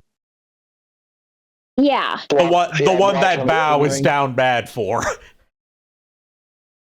That's another good example. I probably would smash. Blide's a badass. Mary. Blide's a badass. He is. Like here's another good example that I probably would smash Mary. The funny thing is, his weapon is the one I use in Elden Ring. So I was going to say, let's cut the chatter for a bit because this is a big cutscene. Oh, sorry. Sorry, go ahead. I'm leaving. Have a good bye. See you, Lulu. See you later. Yeah, he impaled Viola. Oh boy. That looked like it really hurt. Something's happening to her.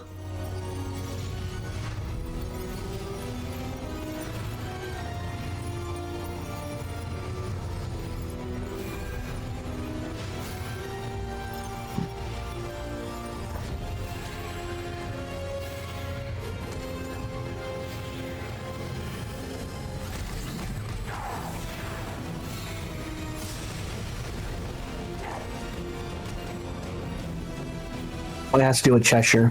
She's got her own beast form now. Oh.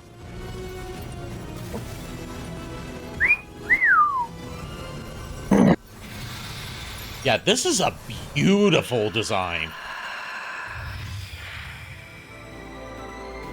Meow. Is that based off of Luca's werewolf form, or? I can't answer that. After being mortally wounded, Viola awoke her hidden power, and her hidden power was unleashed. When transformed, Viola's attack power and mobility are greatly enhanced. Recharge Viola's fairy power by defeating enemies. Press L and R when full, left stick and right stick together when full to unleash it again. So this is tied to a whole new concept that's being introduced into Bayonetta lore, and is fleshed out more in the prequel game, Bayonetta Origin. Fairies. Gotcha. The only reason I was curious was because there was claws and similar, like, themes to the... Yeah, it's thematically similar for a reason, but I can't comment on why. Gotcha. Flying puppy. Yes, flying puppy. She's nowhere near as cheeked up as Bayonetta is, but, you know, still, nice design. Yep.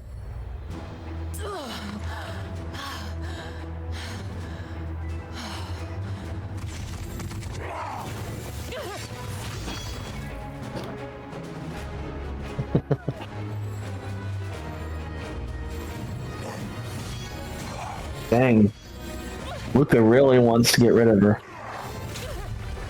It's more so that when he's in this form, he's a berserker. He can't control himself. Oh. He's a Snickers. Yeah, he's not him when he's hungry. And here comes Bayo to save the day again. Get the man a Snickers. Little Red Riding Hood, did you? Predictable. Wait! What are you up to, Kitty? You can't!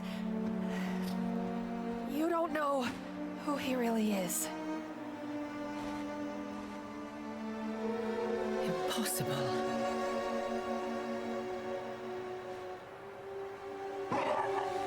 Oh, now he's turning back. Not necessarily. I assume, based upon the whole... Nah, Never just mind. run away. He got a migraine. Had to He's run. going to get his Snickers.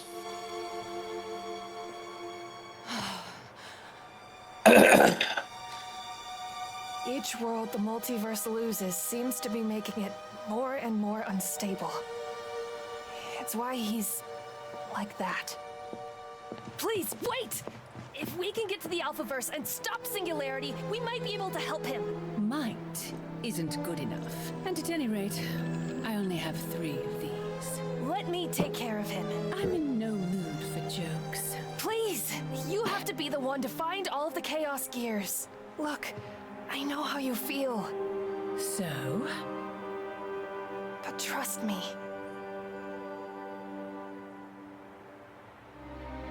He means a lot to me, too. He's a bit of a fool. And a reckless one at that. Always getting himself into some kind of trouble. But he always pops back up with that foolish grin. No worse for the wear. This time will be no different. However, if he doesn't pop back up this time, I'll have you tearing apart reality to find him. Got that, Kitty? Yeah, I got it.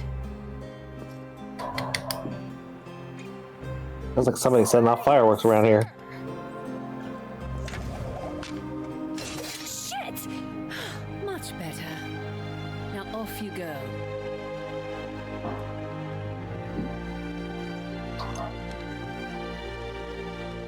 And hey, the name's Viola.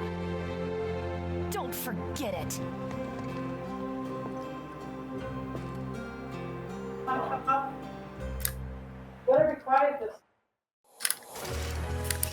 And that's the end of the chapter.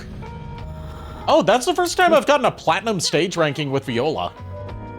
That's good. I did way better this time. Good. And we unlocked the Phenomenal Renman for this stage, but we're not really going to be checking these out. Next stage, we get one of my favorite demons to use in this game. Partly because with the right accessories, you can break the game with it. Oh gosh. Specifically, I've got Conqueror's Reigns, so I have what I need to break the game with it. Come here, you. And I saw the full name. I saw the full name of the item that I supposedly blocked. Yes. Maha. The moon of Mahakala.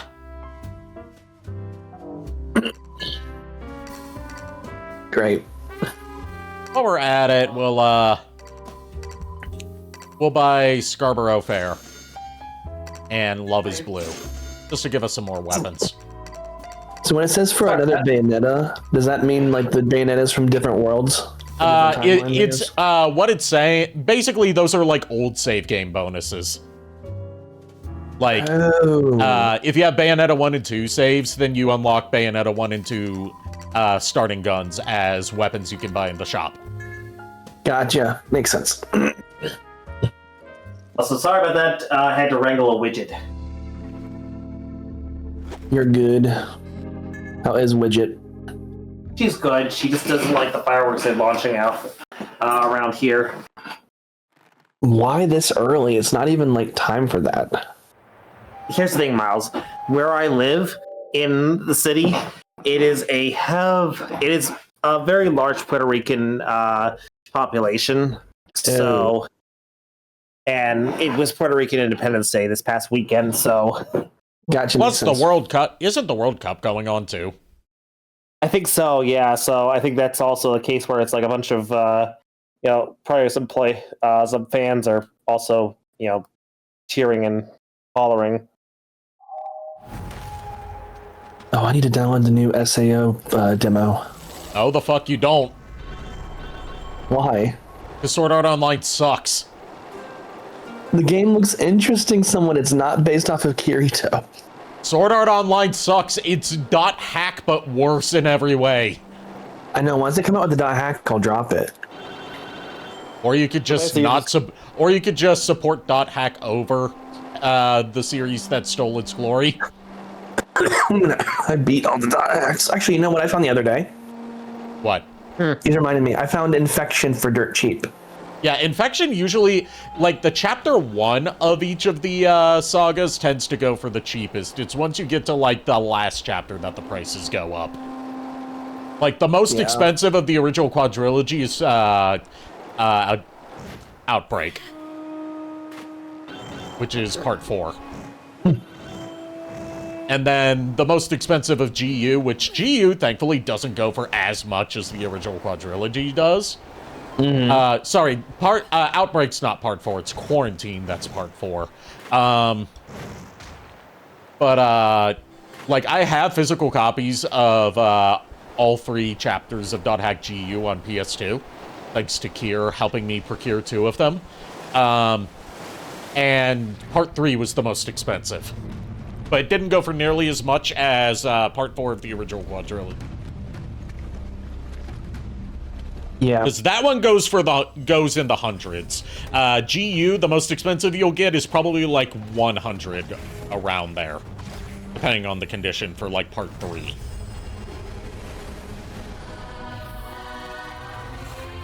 And thanks to Furret, I have part 1 of GU autographed by Yuri Lowenthal. That's good.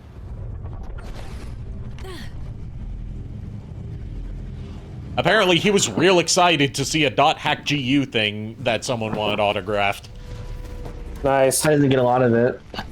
Yeah.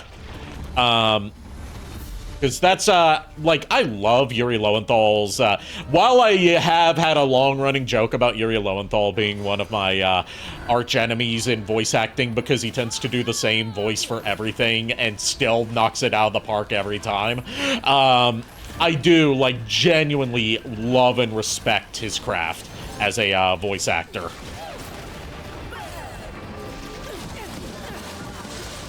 And he has given some of the best performances that I've heard in a lot of English dubs of stuff.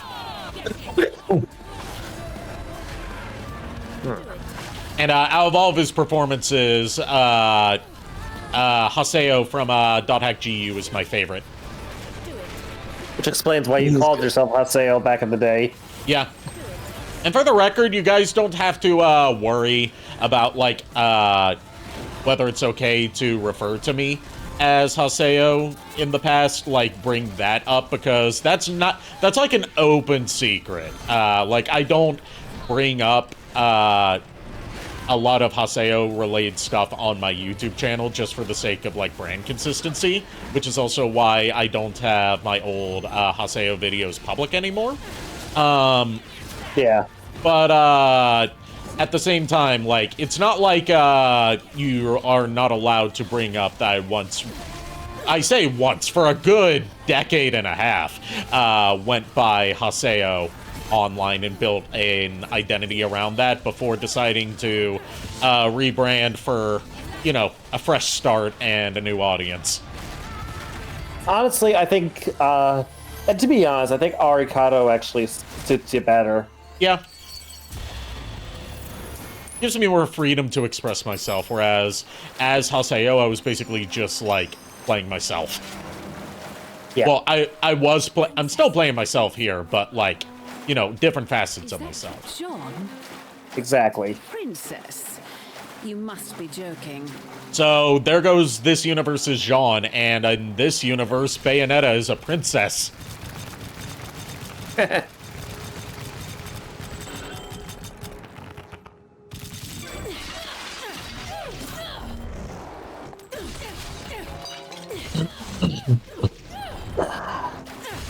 Let's see. So I ended up deciding to cancel my pre-order on the Age of the Primes Vector Prime figure because I'm like, again, like I said last night, why go through the trouble of having to get a second Vector Prime in a gold color when, you know, not only do I have to get the figure, but I also have to try and hunt down like the updated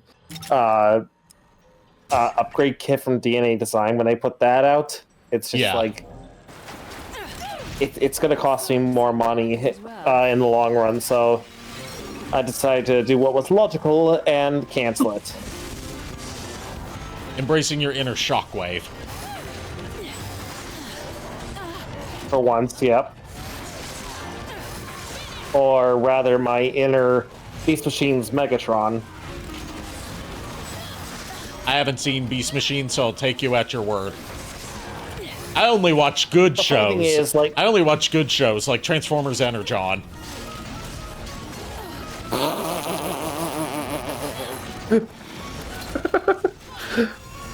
Hardy har har har.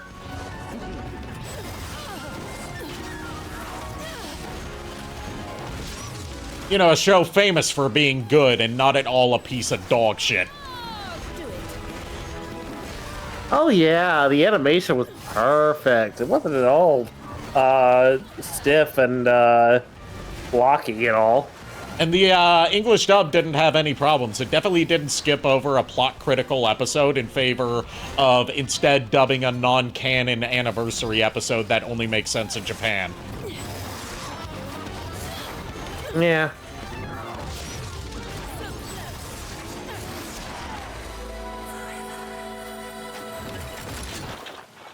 Toyline was good, though. Yeah, Toyline was fine. I do like some of the figures that we got out of it. Yeah, not the best of the Unicron Trilogy toy line, but pretty decent. Yeah, you know, I think one of my favorites that came out of that line was the Mirage mold. Like the gunboat Mirage. Yeah. It's like, honestly, you know, good mold. Really, I think it really works even for like a more G1 styled figure.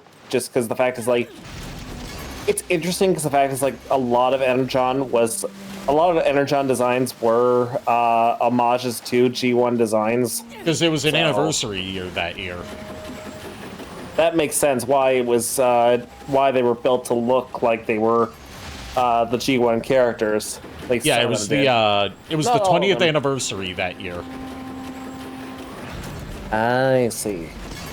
Which is also why they did like the Galvatron in that line as the general color layout of G1 Galvatron. Yeah. Which is interesting because the fact is in Japan, Energon or Superlink in Japan, there was no Megatron. Megatron was Megatron perished at the end of Micron Legend. And what came back was Galvatron. Yeah, they didn't do the whole thing of he's Megatron, then he upgrades to Galvatron, and then he comes back from the dead and he's Megatron again, and then he upgrades again and he becomes Galvatron again. Yeah.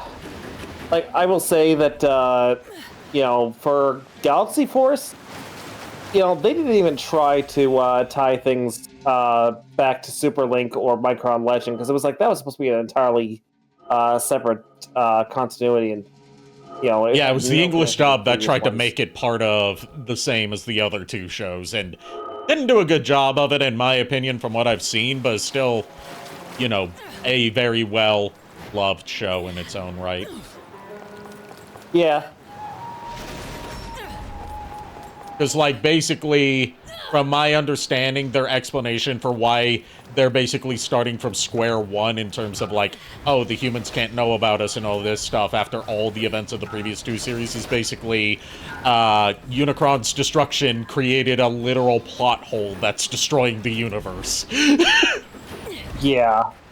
The comics basically made it so it was there are universal hiccups, in the timeline, so a lot of things have been reset, others have, some things have been reset, others have not. It was a whole big mess. Thoughts on Choo-Choo Netta? Interesting. I like how it's she is basically a figurehead, and she's got a top hat smokestack. I like that. Yep.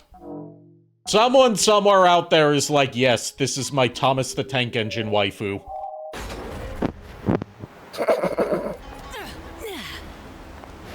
Personally, I just see this as this is what happens when you piss off the engineer so much, or actually, no, you better yet. This is what happens when you piss off their top hat.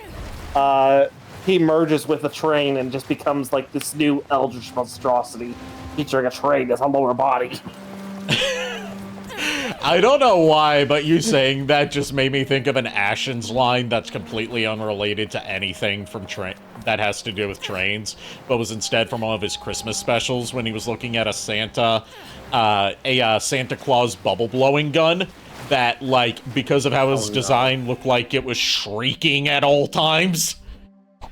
And I'm just imagining, Sir Topham Hatt in demon train form charging at you, screaming, "My pain is eternal!"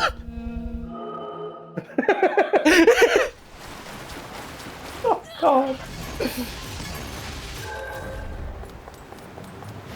I mean, I gotta admit, it is interesting seeing seeing a train monster, but with a more humanoid upper body where the smokestack would be. It's also just, sexy train. That is a unique idea. It's one of the ideas of all time. It's interesting, I will say that. I've heard about running a train on someone, but this is ridiculous. Okay, you know what? This is what happens. Okay, you know in those old films where it was damsel in distress, she's tied to a she's tied to the train tracks. This is what happens when the damsel becomes the train. Better yet, this is basically she becomes all in the name of revenge. She basically possesses the train. After she dies, it's she comes back as a train demon, and basically is now just running the railroads, looking for the man who killed her. Is it fair to say that we're on Bayonetta's training arc? Oh my god.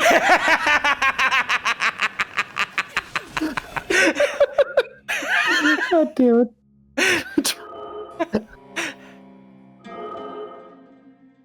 Look, I think we're a little loco, Ari. A little locomotive, more like.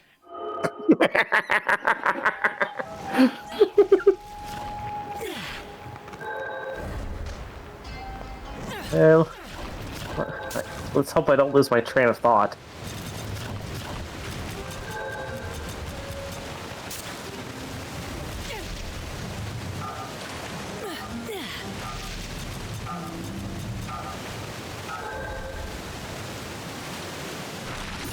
I'm just thinking about I'm thinking about this, and I'm like, when I said I wanted to see Bayonetta get railed, this isn't what I was talking about. So are you saying you've been railroaded? Yeah, they're railroading me pretty hard in this section. I say as I'm no longer using the train form, I'm using the spid.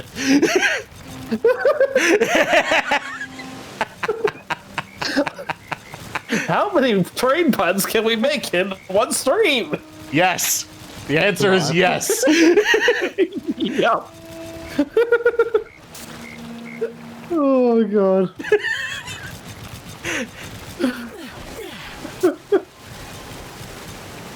This is the Cuckoo Choo Choo. Now we'll leave it on track 9.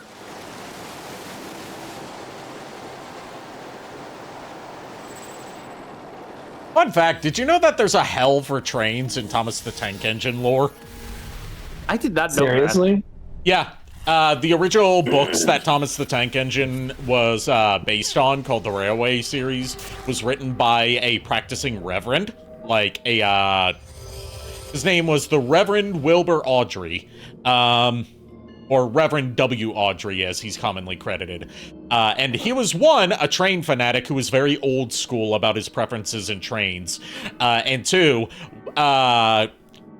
worked in some of his religious beliefs into the Thomas stories. So, like, if trains are misbehaving, when they die, they go to train hell, which is called the Other Railway.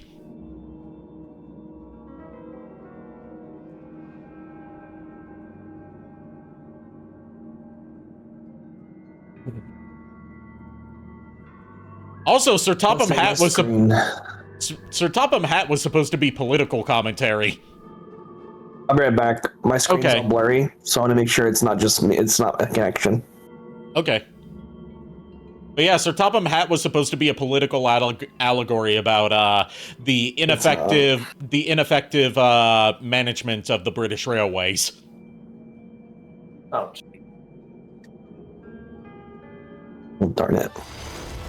What? My stream is just blurry. it's a little blurry for me too, Miles. You're not alone. It's just our connection is bad.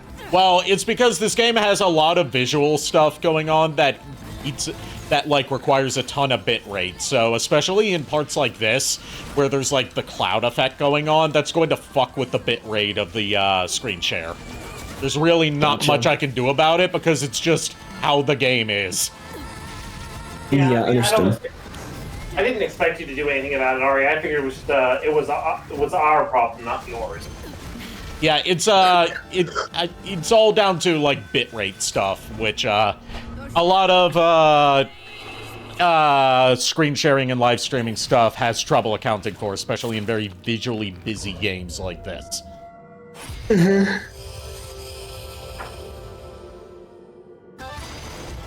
There. Summon this spider scorpion. The Spid, as I call him. The Spidorfian. There's no F in spider or scorpion. I made it, so deal with it. Spidorpian. That's what you're trying to say, Miles. Yes, Spidorpian. Spidor, whatever. No. Four. Spidorpian, not Vian. Spidorpian. It's peeing, okay? Let it have some privacy while it's peeing. I was about to say, why are you watching it? Why are you watching it, Ian?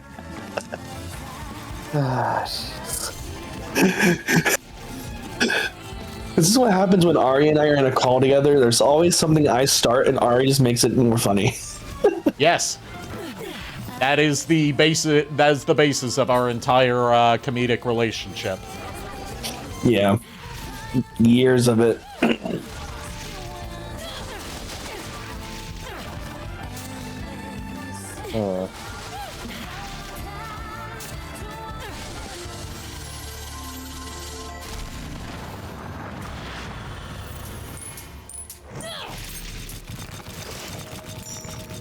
My mom actually found photos of us Ari the other day. Yeah?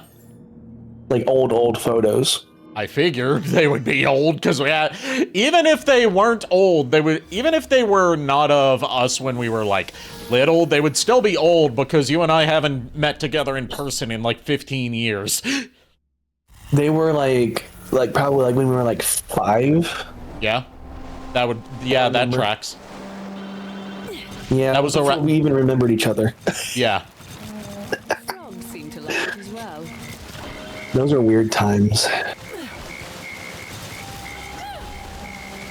We have to, there are a lot of frogs here, but we have to find which frog is the correct frog, which is this one. We found Froggy. It's glowing. Froggy. Froggy. Froggy. Froggy, where are you, buddy?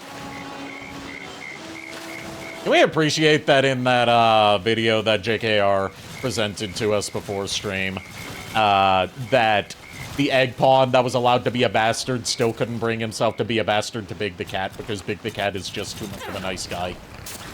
Right. Yes. Do you agree, Nico? Yeah, I agree. I just, you don't have to be silent. You are encouraged to have your own input on stuff. I mean, I really don't have really much input to say on, really. Okay.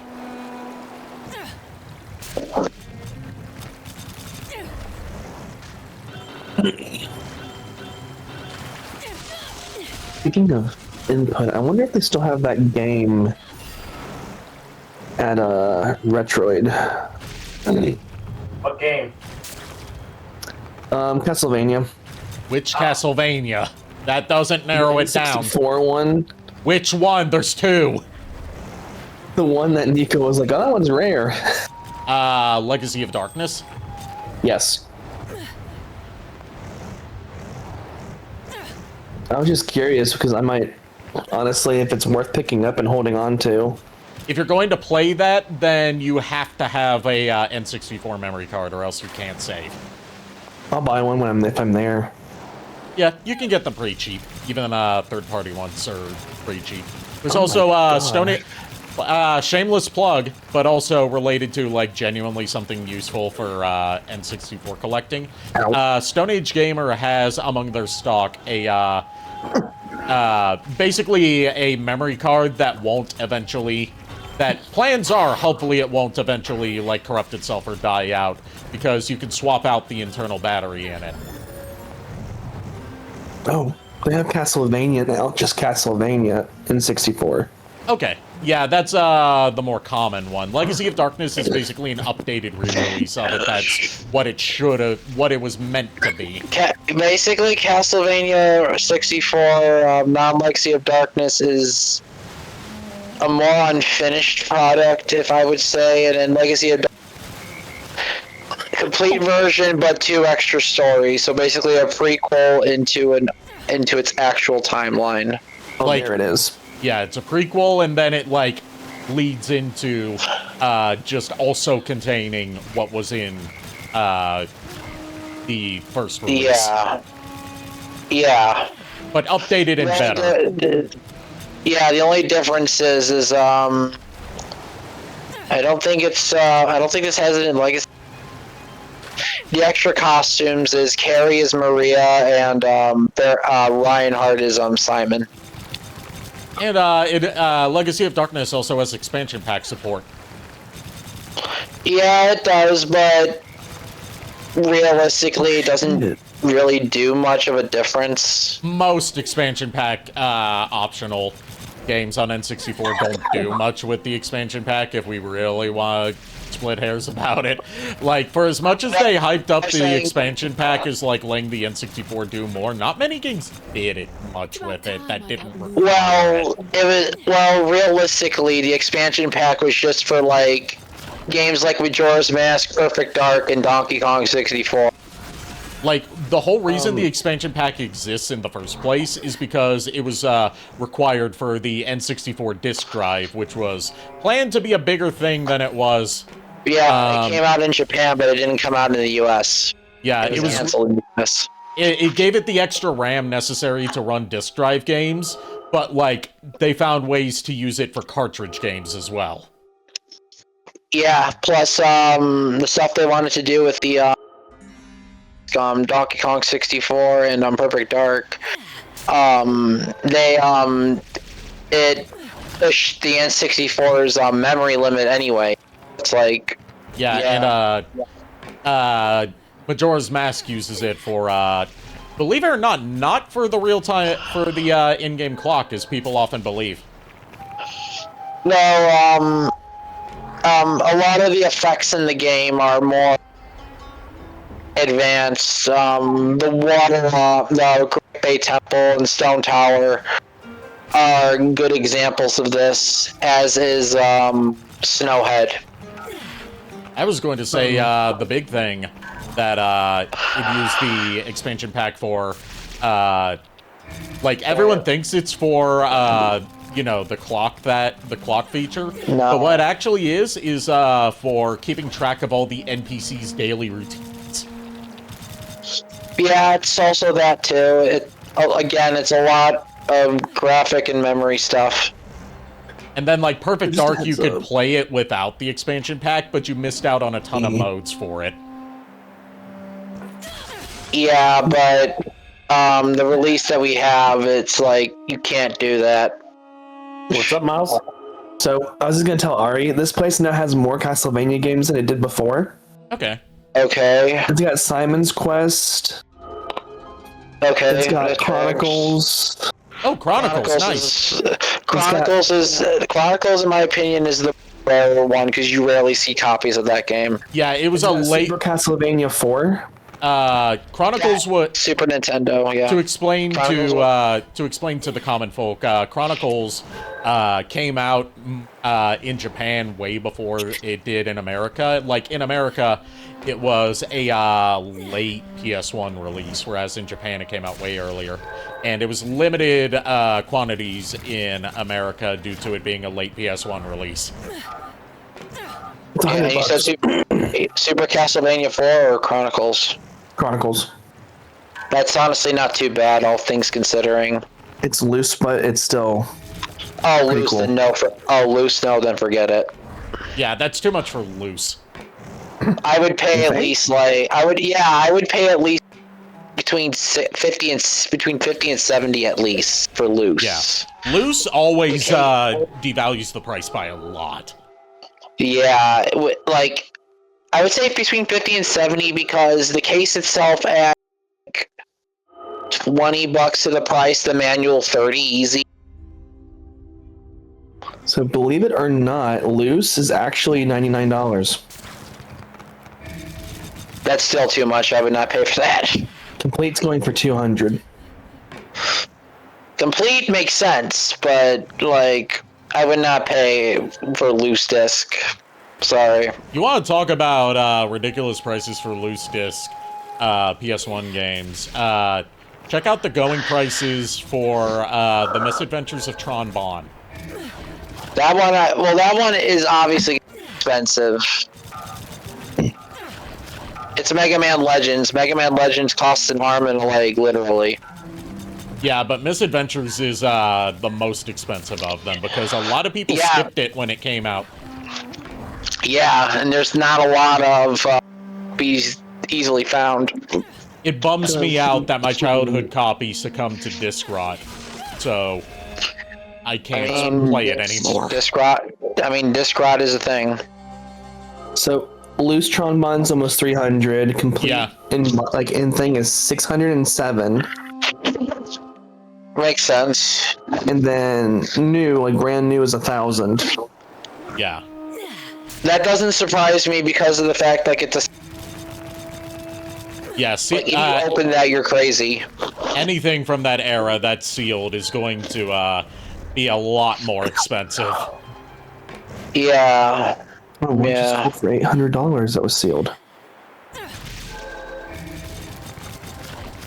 Some of them are selling for under $1,000 now, so I might look at it. I mean, go for it if you think if you want to get it. Meanwhile, I'm like, if you really want to experience Mega Man Legends in a good way without breaking the bank and without waiting until the inevitable Legacy Collection comes out, that still hasn't been announced, but I'm not expecting it to be announced yet because they're still on the Star Force cycle of their Legacy Collection stuff. Either emulation or all three of them are available on PS3 still because the store is still up. It requires jumping through some hoops to be able to buy games on there now. Really? Yeah. Like, you can't just add your credit card on there anymore. You have to basically treat it like redeeming gift cards. Like, you have to add credit to your account through the PlayStation website. That's stupid. But out of all the stores of that generation, the PS3 store is the only one that's still up. I'm so mad that Nintendo's 3DS store went down so quickly because I wasn't able, when I got my new 3DS, because I had to buy a new one, to add Pokemon Transporter and Pokemon Bank. So I have all these Pokemon sitting in the virtual console back then. I couldn't bring over. You know what they say? Modding a 3DS is surprisingly easy to do. I'm trying to find someone that can do that for me so I don't break it because I'm so bad at technology like that. I can do it for you. I've done it. I've done it on my 3DS. All right, I'm looking. Well, I had to get a new 3DS now. My old one broke. Like a new 3DS or a new 3DS? I mean, I need a new, in general, 3DS. I'm saying because there's the 3DS and there's the new 3DS. I hate Nintendo's naming scheme for 3DS consoles. Which one did you mod? The original model of the 3DS. It's the same for all of them because it's soft modding. So like it's the same process for all of them. If I bought a Japanese one, could you mod it to work with any? Yeah, I could. If you bought a Japanese one, which Japanese ones go for less on the aftermarket for some reason, I could definitely mod that for you. Because there's this Charizard one that keeps staring at me in the face. Yeah, I could mod that for you.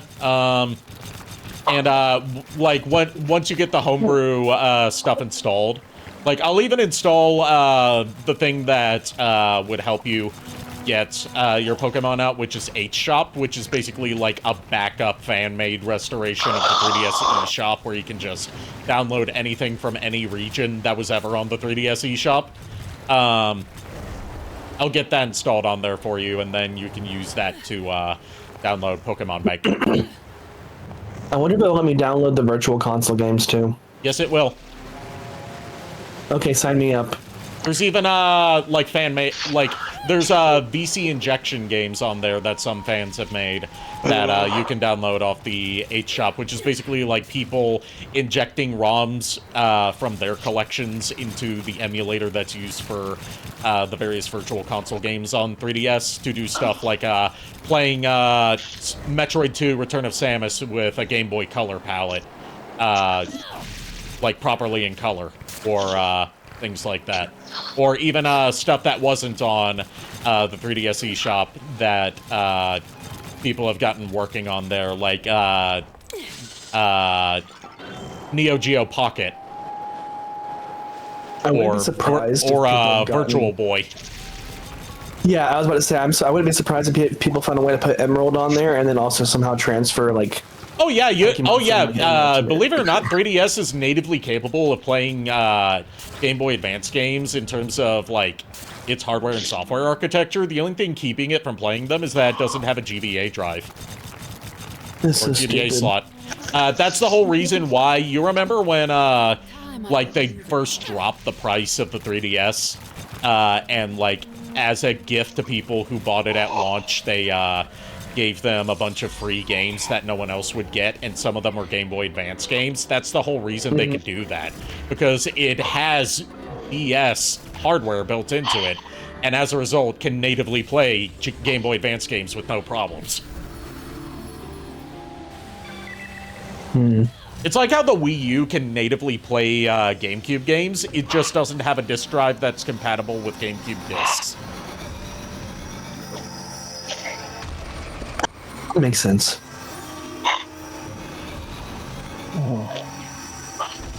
Yeah, because I definitely want to be able to bring, like, I want to shiny hunt Mew, but it was only a Japan-only item.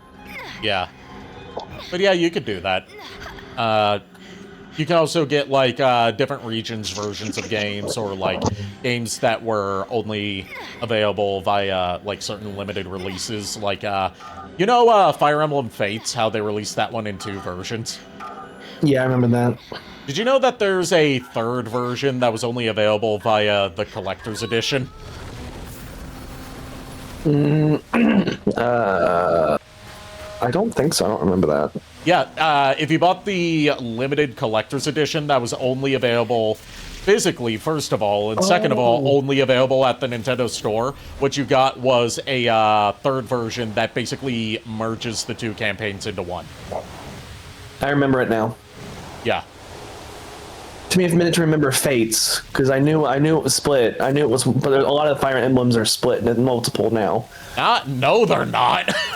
Well, no, like there was 3 houses that was split into 3 different things. Yeah, but I'm talking about, like, released as 2 separate games like Pokemon Red and Blue. Yeah, I know which one you're talking about. You're talking about the one that was like Japan focused looking, and then the one that's like more like Birthright England, and Birthright and Conquest are the names of those 2 versions. Yeah, I remember it, because then they're like, "Oh my gosh, you were the kidnapped heir." And everyone was horny for the main character's sister, which made it very uncomfortable that the fact was she was your sister. Oh yeah, the one from Camilla, that was her name. Yeah, I remember. I think when I played the Fire Emblem game on my phone, like there was that one gacha game, I think I pulled her in like an Easter outfit. It was the funniest thing.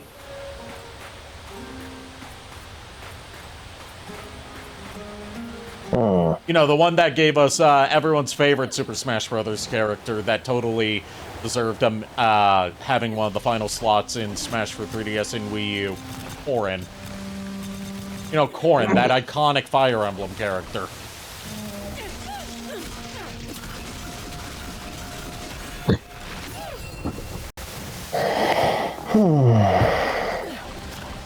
Okay?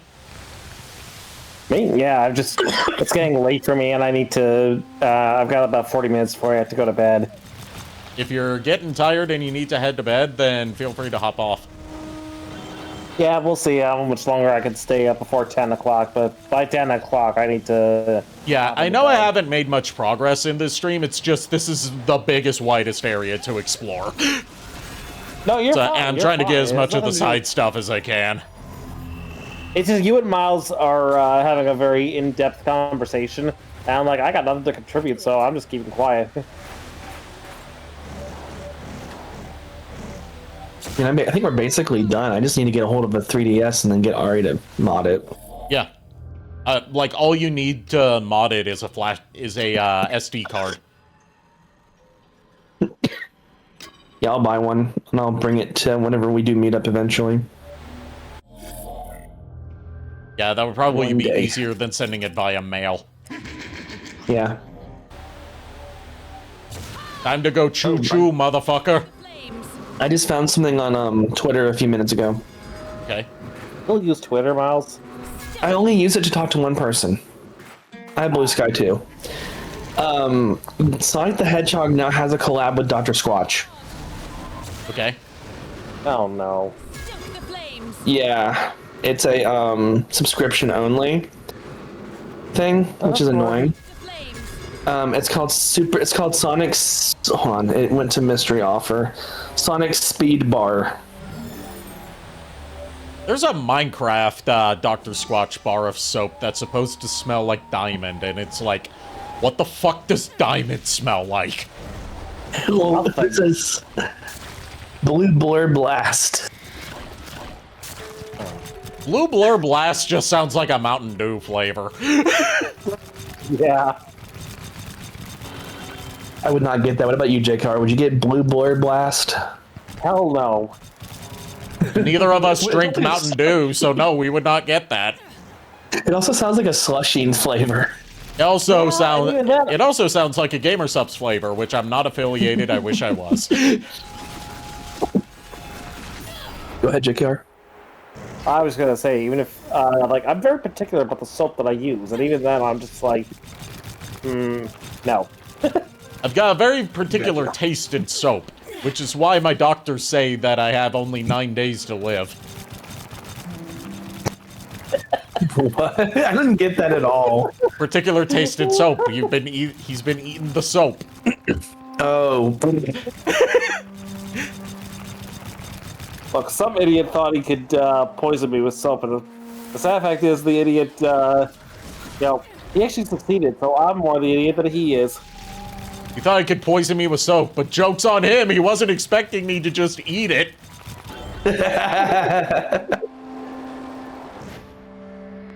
I mean... See, here's the thing. My doctor told me I only have 9 days to live. Here's the problem. Bad news is, that was about 8 days ago. Ari, what you just said it was about... Was about what? Sorry, you cut out. Okay. Okay. What? Please repeat it. I want to hear what your joke was. I was going to say what you just said earlier about eating the jokes on you. Guy tried to poison me with the bar of soap. Jokes on you. I ate it. That's about as much energy as the drunken Sicilian in Robin Hood of Men in Tights, I think it was, or Princess Bride, drinking the damn poison wine. That was Princess Bride. Yeah, Princess Bride. But no, it's about the level of energy.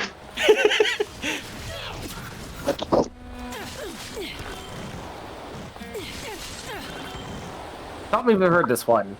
A doctor tells his patient, I have bad news and worse news. The bad news is, you only have 24 hours to live.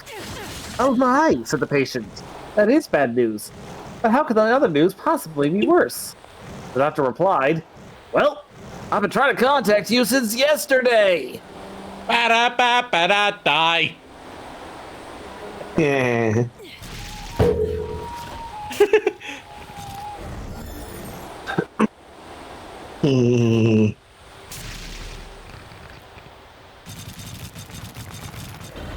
Oh, we're coming across some frog statues.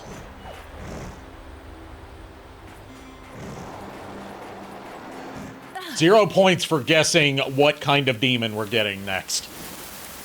Scorpion. We already have that. Some sort of cat. No, funnily enough, there is a cat demon in this game, but it's only in post game. Snake? Grass? There is no snake demon. Funnily enough, we have never had a snake demon in Bayonetta. We've had a Hydra, but not a snake.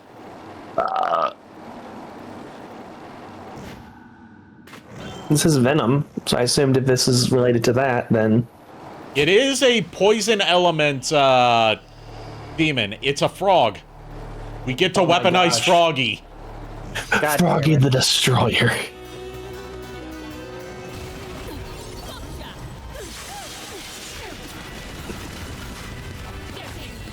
And if you know what you're doing, it can be the most broken demon in the game. No wonder you're excited to get it. Yes, it's also got some of just, like, the best moves in its moveset for just, like, regular attacks.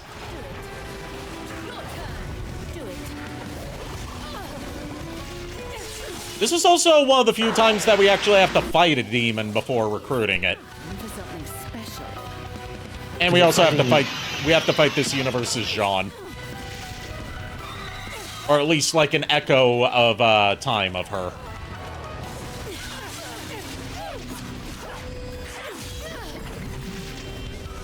Nico, would you use the poisonous frog? What? Would you use the poisonous frog demon that we're about to unlock? I mean, I really don't rely much on summons or demons. I usually just, I'm good. The frog demon also has some of the most interesting lore out of, like, the demon profiles in this game. I see. Also, you know, the whole fact that we get to weaponize Froggy. I mean, fair.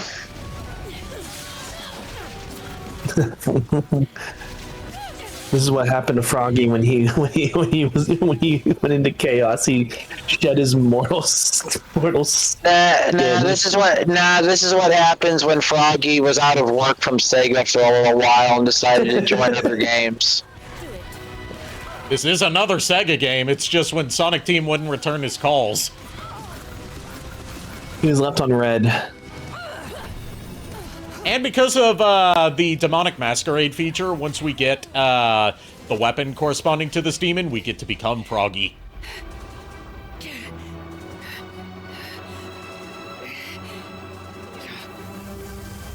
Time for flashback with this universe's Jean and Bayonetta.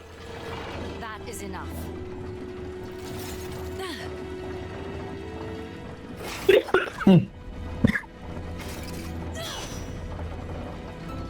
You must not be friends, huh?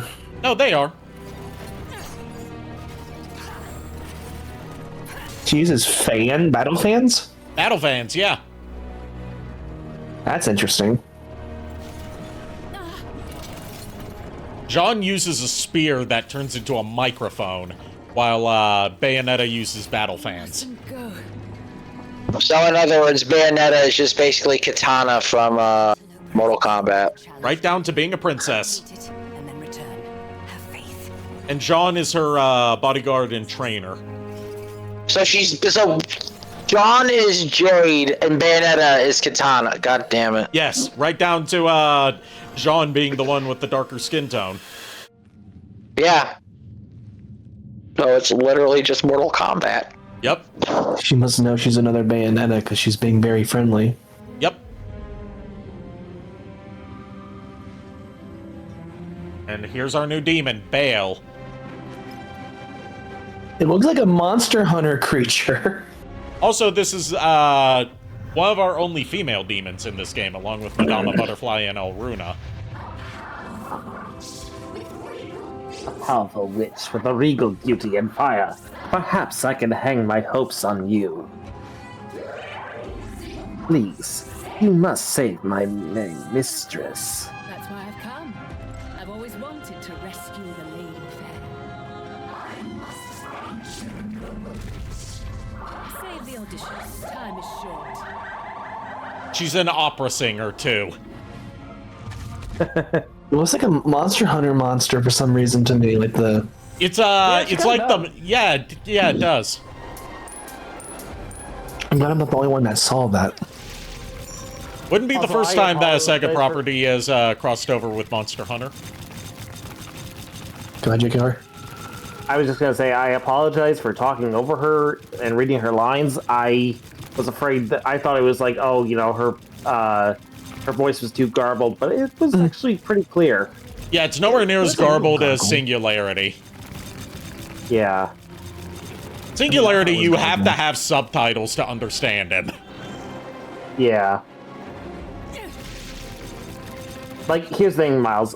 It was garbly, but it was, like, you know, not to the point where you couldn't understand it. Time I got moving again.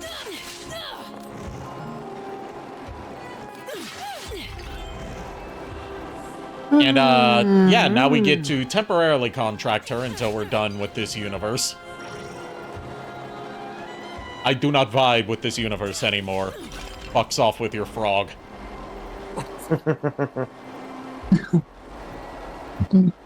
Frog is late for the opera. Like, canonically, just to, get a little bit into, Bale's lore, the frog form is not her true form. Really? Yeah.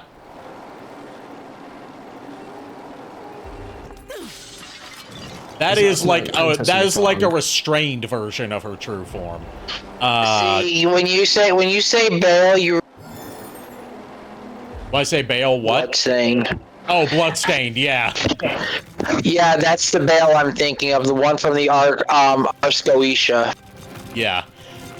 Well, they are both named after demons from, Christian demonology.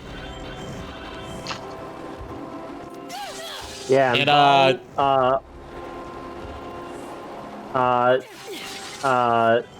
Bale or Baal, depending on how you pronounce it. The proper pronunciation would be Baal because the name before later Christian denominations decided that Baal was a demon. It was a god in pagan religions called Baal-Zebul, which later morphed into the Christian mythology demon Beelzebub. Yeah. I was going to say the only name I have for Baal or Bale is mincemeat. So you ready to That's see how why this easy it thing is is. so broken? Do it. I special- can hear how this is broken. Her special ability is that if you press the right shoulder button, she performs a 4-part song.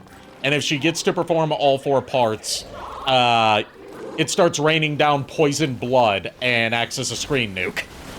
Oh my gosh. So it just clears everything off the map, almost. At least on screen. Yes, or at least deals heavy damage to it. This is a lot of magic, though. And so it uses a lot of magic. And remember, your magic meter goes down every time a demon takes a hit to keep you from just spamming them infinitely. And also, like, normally that would trigger, if they get hit too much, that would trigger their rage mode, so they start working outside of your control and attacking you. But since I have the Conqueror's Reigns, they no longer get enraged. If I build up my magic meter enough, I can literally just spam raining blood like I'm a member of Slayer. Oh, jeez.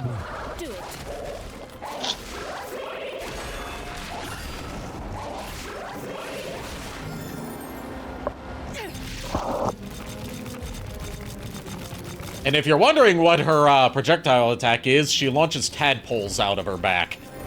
That's what I wondered. I saw one in your fight, and I was like, what is that? Yeah, it's tadpoles. Oh my gosh, launching her children. Yeah, because certain frogs store their eggs in their back, and when they hatch, the tadpoles come out of their back. That's so weird. Frogs are weird.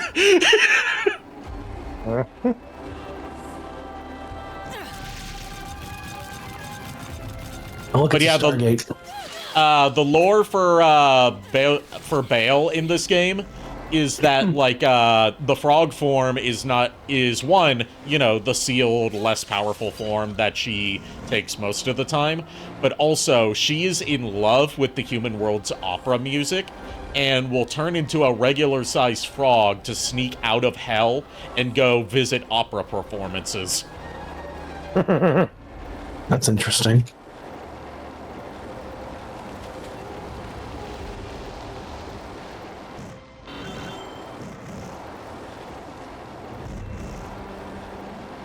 Like, she's one of the few demons in Inferno that doesn't just want to, wipe out humanity for their own purposes after they're done with them. She's like, no, they have such beautiful music. At least keep them as performers. It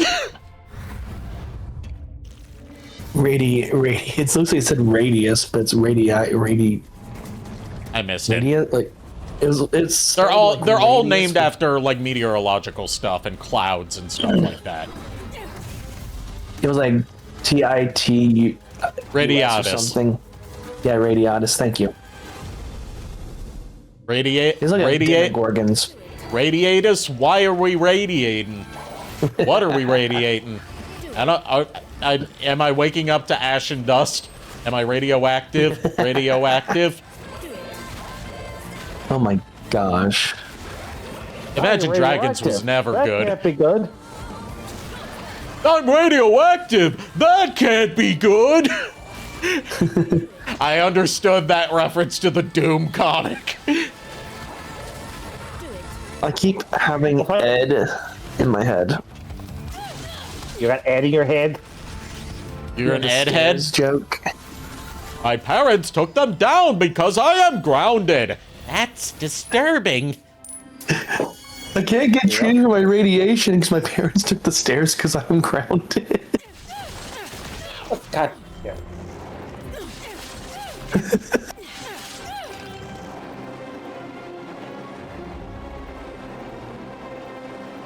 Rob can't go to the opera because Frog can't go to the opera because she is grounded. yeah.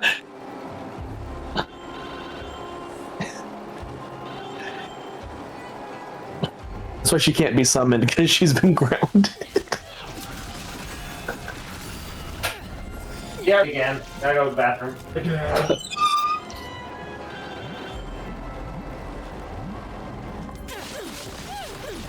Oh, Nico, I was playing some Unite earlier today. Oh, Yeah, I'm trying to learn Meganium, and it is weird. how so? Well, Meganium's whole thing, like, as Chikorita, she has the best heal. Like, the heal's amazing. Okay. What role is Meganium's she? What role is she? support. Interesting. I would not expect her to be support, but okay. She's a damage-dealing support, basically. She's basically Whimsicott, alright. Yeah, basically. So, they showed her abilities are basically pedal dance and something else when she's maxed out that people are using for their kits. And I am not a fan of Meganium, and I was like really excited because Meganium hasn't been like on the store officially yet. You have to do that stupid Yeah, the game. license quest or whatever. Yeah. Yeah, I spent like forever doing it. I'm assuming Meganium's pedal dance probably works the same as Venus speed boost. I mean, it's just basically how it's supposed to work is Meganium's Unite move charges faster than anything. Okay. Well, yeah, as supports do. Supports have the fastest Faster charge in than the regular game. supports. Okay, still, supports have Hold a on. faster... Important here. Boob jiggle. There we go. That's all. Gosh. Boob jiggle while she Of dodges. course. That was important. So Thank you. her Unite is supposed to give a shield and heal, I believe. Okay, I'm assuming the shield's health is dependent on how much damage Meganium deals with her healing. I'm assuming based upon that. I'm still learning Meganium. I'm really confused about it, but I really wouldn't worry about learning Meganium or a new Mon until the store, because by then people have already figured out how they work. well, the funny thing is it has Grass Knot as one of its abilities, and like it snares in place. Okay, I think I understand how she plays then, or like at least from that moveset. What is her other moveset?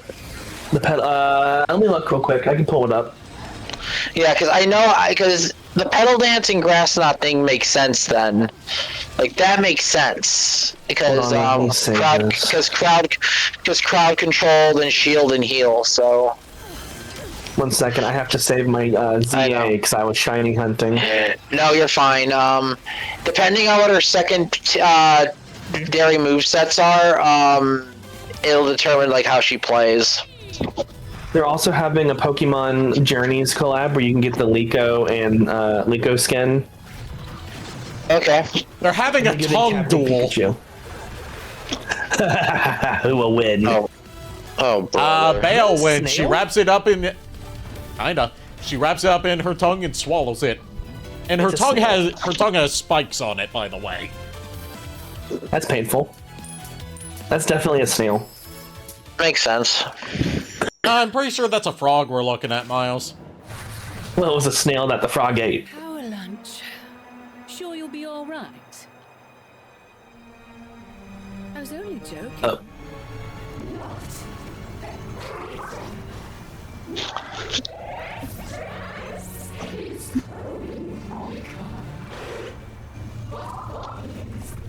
So essentially, Bayonetta, you called her fat. So you lose to Frog because your self in this area at this time or whatever. Well, not remember, she's contracted to Jean, not Bayonetta. Oh, I forgot So that. she's returning to her mistress. Okay. Gotcha. Yeah, funnily enough, the Bayonetta in this universe does not have a contract demon yet.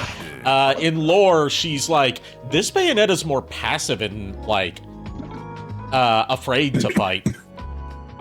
So she does not have a contract demon yet. Okay, Nico, I got them for you. Okay. So I guess it has the ability, the ability stuff. Well, what's the ability on Meganium first before I can Overgrow? assume? And what does Overgrow do? When the Pokemon or an ally Pokemon's HP is below a certain percent, that Pokemon's HP recovery from its moves is increased. Okay, so lower the HP is, the more it gets back from doing absorb abilities. Yeah, so first ability for Meganium, because I use Grass Knot, which is a hindrance. Okay. Magical Leaf, Okay. it deals damage and applies a slowing effect. Okay, so more crowd control. Yeah, and then the other one is Synthesis, so has the user photosynthesize and produce energy around a designated Pokemon, restoring the HP of ally in the area, and it says for a short time opposing Pokemon in the area deal decreased damage. Opposing Pokemon? Yeah.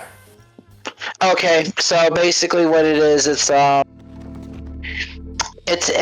more so along the lines of healing tank that gives off more healing the less HP it has. So it's going to play more like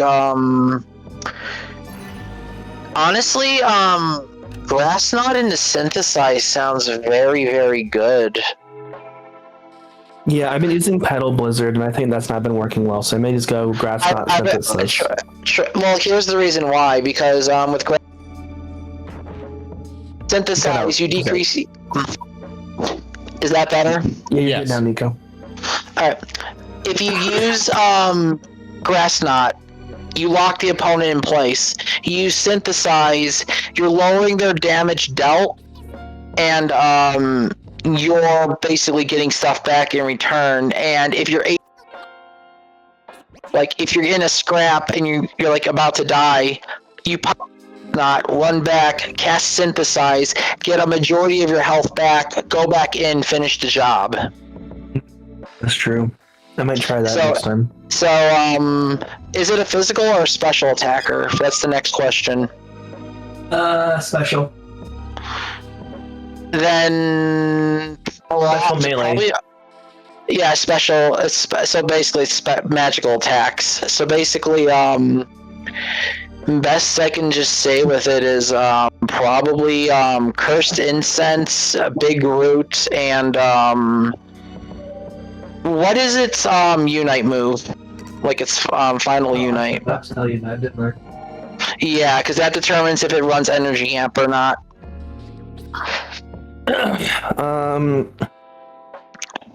It's a buff. It deals damage to opposing Pokemon. It soothes the urge to fight, decreasing damage dealt by opposing Pokemon who are nearby. The user's next move will be boosted. Okay, so increase when a move damage. hits opposing Pokemon, the Unite gauge charges. Okay, you could run Cursed with Big Root, Cursed Incense, Big Root, and Energy Amp if you're running full support, and if you're doing damage, then actually you can just run tank items or just Big Energy Root because of the healing, Cursed Incense because if you heal, basically, you're also cutting down healing received from opposing Pokemon on the opponent, and then Energy Amp. So when you're in a fight with like Rayquaza or Groudon, you can help others get their Unite moves up if they don't have it. So it sounds like Meganium is just a mass HP recovery crowd control tank. It's like just a massive healing tank. So it's just Whimsicott. So, question, guys. Chapter 9. Do we Sorry, do? go ahead. Do we do chapter 9 or do we call it a night here? Because we've been going for about What's 3 that? hours. I'm cool with chapter 9. I'm awake. I can run chapter 9 if you. I can. Chapter 9. It doesn't have as much side stuff to do as chapter 8 did. Then I'm down to do chapter 9. Sure. Chapter 9's more story focused as opposed to just being a literal big wide open sandbox. Yeah. Story. Yep. Go ahead. I'll stick around, as much as I can for chapter. Yeah, 9, I don't expect you to but stay for the stop whole on- thing, JKR, because you have Yeah. to get to bed. This must be place. For school. Is there a cutscene going on? It was just basically like, oh, I have to go over there, into this Okay. temple. Now we're in Giza. Okay. For metals, I would probably run black and probably black and white metals because full cooldown and HP bonuses. So you want to know something to look forward to in this stage? What?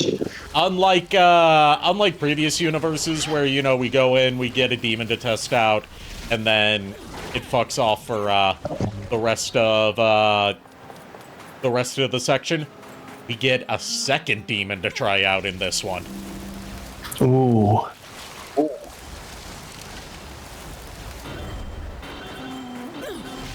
What demon? It is, well, you'll have to see. But I'm going to say, it's hinted at in the name of the stage, which is Learning to Fly. We get a fucking bird. We get a burb. Bird is the word. And I'm assuming it is probably Falcon or something. No. Not a falcon, it's a raven. Okay. Alright, well, I'm gonna grab myself some food real quick then if we're doing this, so I'll be right back. Okay.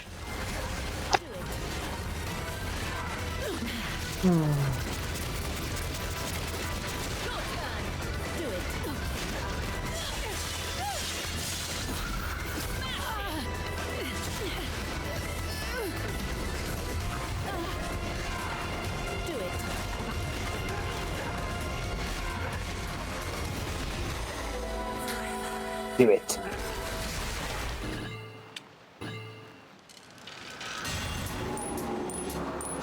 Also, I discovered while you guys were having your chat that you can actually throw darts at stuff throughout the room on the level select screen, not just at the levels themselves. Yeah, I saw that. I didn't know that before now. While the others were having their conversation, I was, after I got... Ah, God damn it. Okay. Shut up, Beast Machines. Sorry, no, a YouTube video paused in the background. Apparently, the lean, like the play button on these headphones keeps, starting the video when I don't want it to.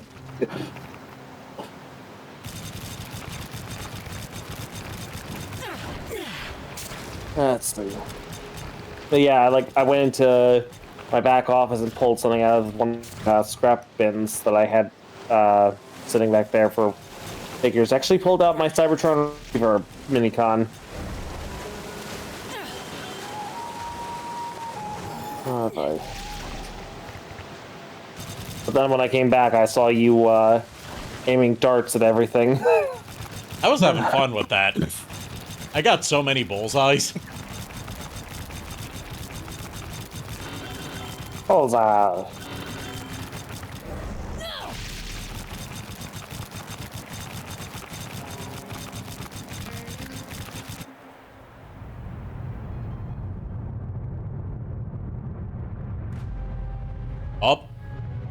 Okay, who used Sandstorm? Not me. It was a Tyranitar next door.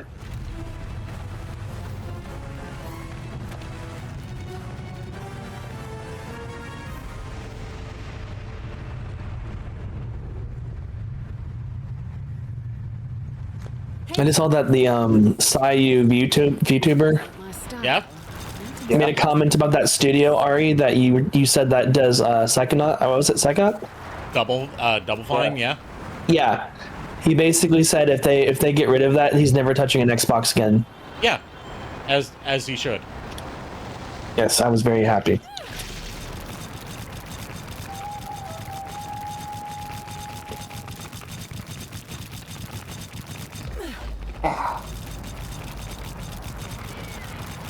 Look at all the ravens. And not a single one of them saying nevermore. And that single one's name is Edgar Allan or Poe. I'd recognize the rancid air of Inferno anywhere. An unexpected chill in the middle of the desert.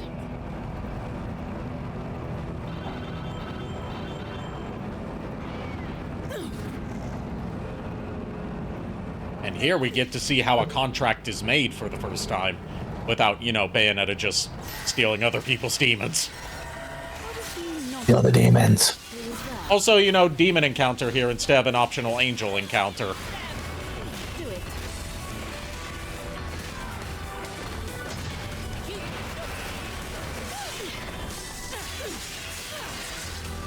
At least you have no more of those rages with that accessory.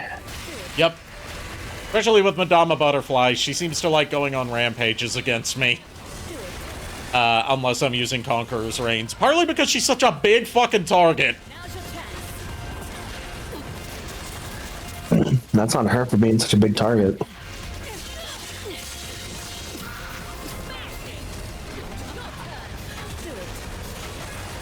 For a minute there, I thought I heard Nigel Thornberry say smashing.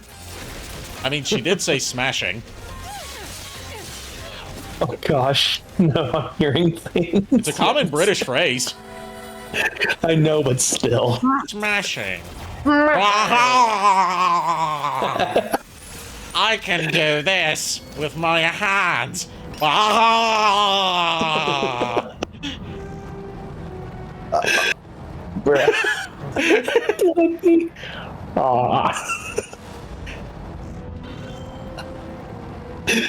The one thing I can't do from Wild Thornberries is I cannot do an impression of Donnie. I don't know what kind of speed Flea was on when he voiced Donnie, but goddamn, the man is a great motor mouth. Yeah, I forgot Donnie existed. Yeah, there's a popular video of him just like babbling incoherently and then throwing a plate like a frisbee. Like, I never really watched much of the Wild Thornberries. What was he like? Was he actually a Thornberry, or was he just like he was found in the wilderness and adopted by the Thornberries. Okay, so he wasn't actually like a Thornberry by blood. He was just adopted. Gotcha. Yeah, he was lost by his parents in Borneo and raised by orangutans. I see. There was a whole special about, like, his secret origin. Yeah, I never saw that, so I didn't know about it. Yeah, I was really into Wild Thornberries out of all the Klasky Shupo shows other than Rugrats. Honestly, Rugrats was the only one I really kept up with. Or at Like, least tried it to. helps that Rugrats just would not fucking end, no matter how many times they tried to end it. And then there was All Grown Up, but we don't talk about All Grown Up. Yeah. Yeah, All Grown Up was like hinting so many frickin' relationship things. It was kind of weird. Weird, yeah. Yeah. It was also just weird to see, the characters that we've known as babies dealing with actual relatable problems. Yep. Without, like, all these elaborate imagination sequences. Right. And also, they did not raise Spike, right? Given how overweight he was in that show. I know. Yeah. Right? Like, that was an unhealthy doggo.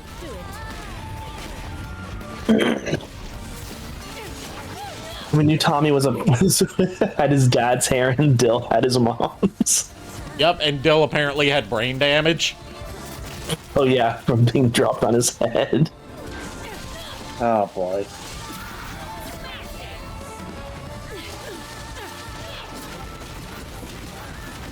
I think, like, weren't they going towards, like, the frickin' Chucky Angelica way or something at one point? I don't know, because I did not watch a lot of All Grown Up after, like, the first season. It was either that or Susie and frickin' The important thing is that Angelica kept losing. They kept that true to the original series. And for some reason, I think they were making Tommy and Chucky's sister a thing. Yeah, Kimmy. Yeah, they were making Kimmy and Tommy a thing. Given that Kimmy was basically, like, when you get down to what her character was in the original Rugrats, she was basically a second Tommy. Yeah, I just remember it being a thing. Okay, noted. Do not dodge that away. I'm back. Welcome back. We can. I'm in a optional challenge right now, but we are about to encounter our next demon, which is we found a flock of crows, demon crows, being all gathering around one temple. Let me guess, Malphus. Yes, Malphus. Yep, it's Malphus. It's always Malphus. Whenever you need a demon crow, it's always Malphus. Or Karasu Man. Yeah, I'm gonna tell you this right now. Malphus is a constant fucking thing in Castlevania. So if it's a bird demon, it's Malphus. Yep. Even Lords of Shadow had Malphus for no reason. Malphus was just like, yeah, I just showed up, I got paid.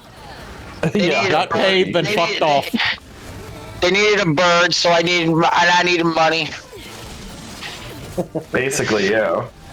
Bayonetta is not out yet, so I needed another way to get money.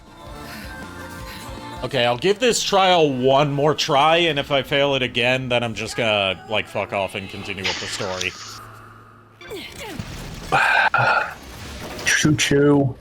Choo, motherfucker. If only Kier was here to deliver that line. Yeah. Yeah, I know. I miss Kier. I talked to him a couple days Not dead ago. or anything. Yeah. Well, like here we here. He's not dead or anything. He's just busy. Yeah. And he can't be on, like, after certain hours because he doesn't want to wake up his housemates. I got you. Like, he can, like, talk to me. He can, like, talk on a call late at night, but he can't, like, stream or do, like, stream co-commentary late at night. Because it would make too much noise and wake up his housemates. Yeah. But it is what it is.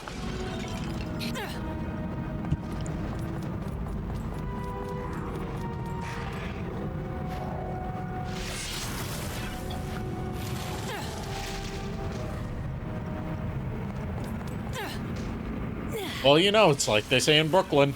Early to bed, early to catch the bagel.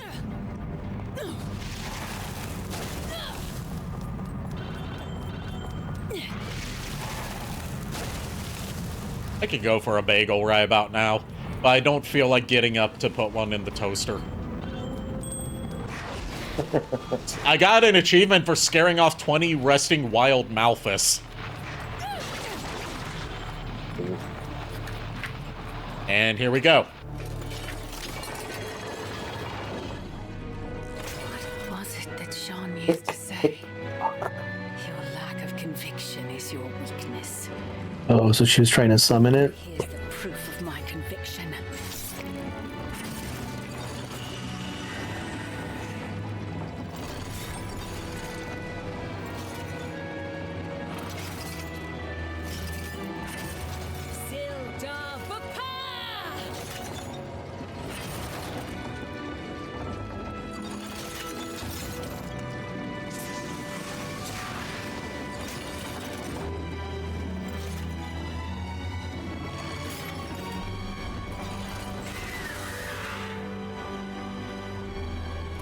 bird with a neck thing. Yes, Never it does know. have a neck. I'm coming, Sean. It's like a cloak. The term you're looking for is ruffle. Maybe it's a scarf-looking thing. I don't know. The term you're looking for is ruffle. Whatever. Oh, you whatever. I was gonna say, what does a potato chip have to do with all this? Everything. And now we get a It's Malthus. 10:02.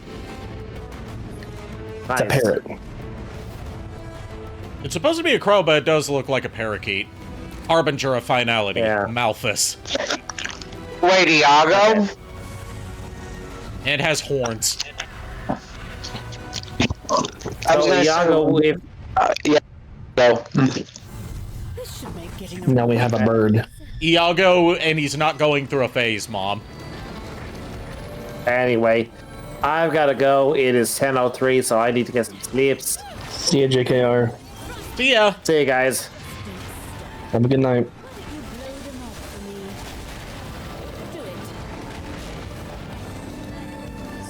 Seriously, he looks like he has like a scarf on too.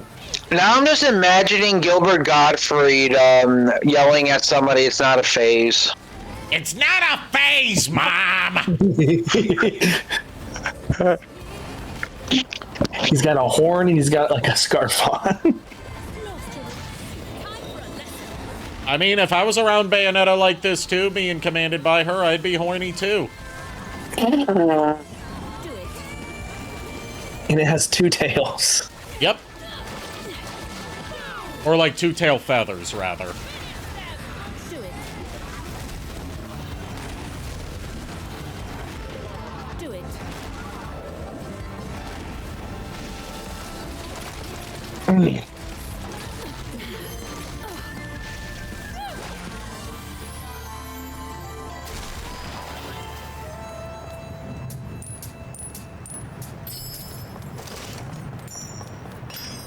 Bird power.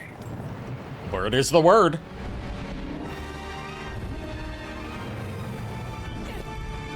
Now we get to ride the bird.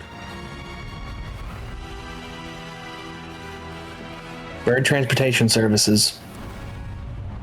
I mean, it just I used mean, fly. that bird- It's using fly.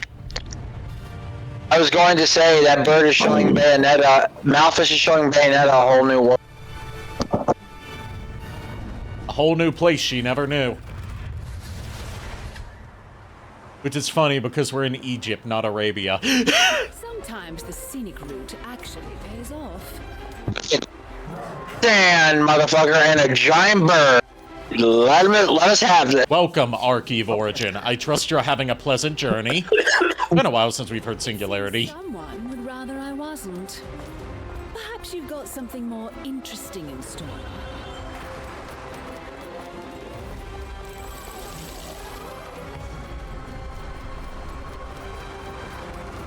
So first we were in Cairo, now we're in Giza. I hardly know her.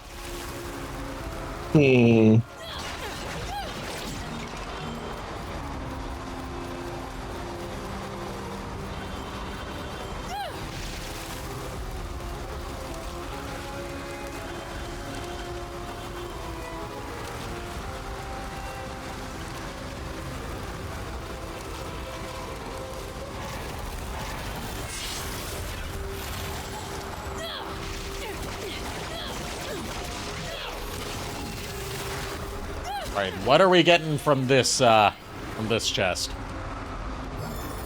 Oh, broken moon pearl, okay.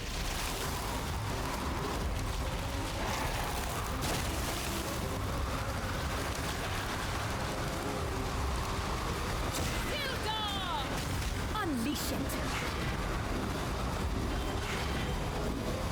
Feel like there's a puzzle here.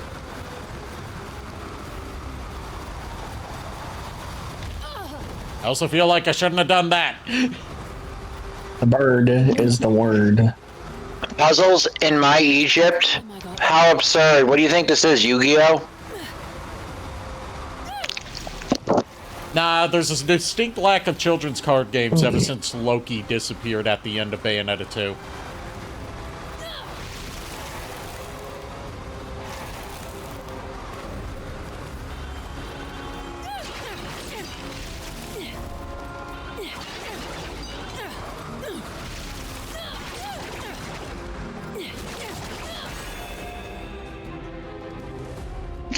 Also, the distinct lack of leather pants. Yeah, no leather. Well, Bayonetta, she's wearing some, like, leather leggings. Or, like, a leather That still don't count. bodysuit. That still don't count. They might actually be pants.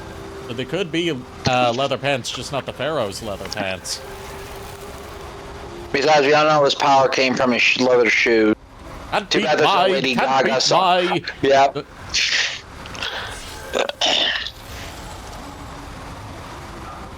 Look, say what you will about Yu-Gi-Oh! The Abridged series, but Bakura and fucking Merrick were the best thing that ever happened to that damn show.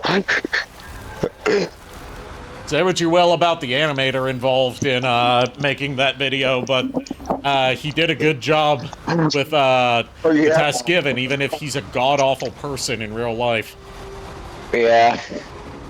Same thing with the guy that did the rap remix of Leather Pants. He turned out to be a piece of shit, too. Shady Vox, that was his name. He turned out to be a piece of shit. Not on the same degree as Kerbifer, but still.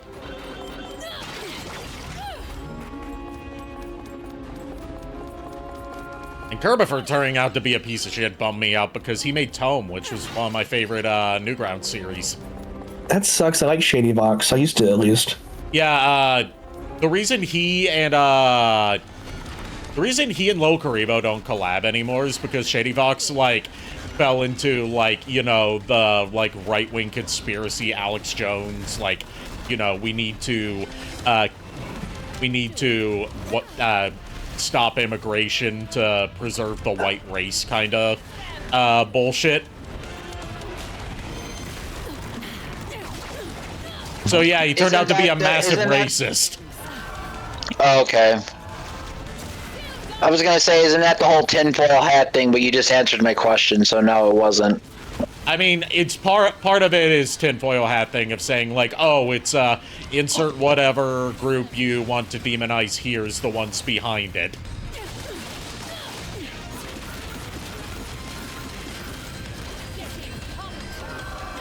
Which, just for the sake of people that might have heard that out of context, I'm not saying that's something I believe is 100% false. I'm saying that is a common conspiracy theory in America, at least.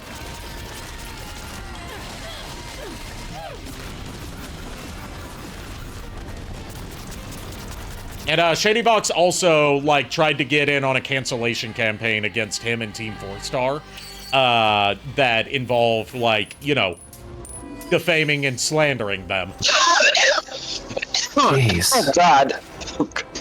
Based on like accounts of someone that just had beef with Team 4-Star because she didn't like them, not because of anything bad they actually did.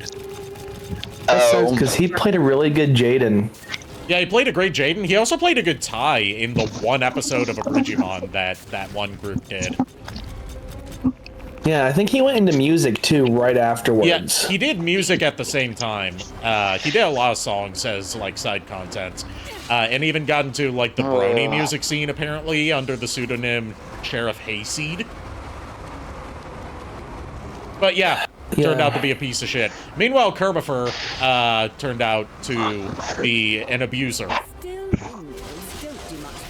I mean, piece of shit is not as bad as abuser, in my opinion. Yeah. But still. Like I said, Kerbifer's worse, but they're both bad. I mean, people make their choices in life. What does this bird remind me of with that frickin' scarf? Oh no. Reminds me of a cartoon character. No.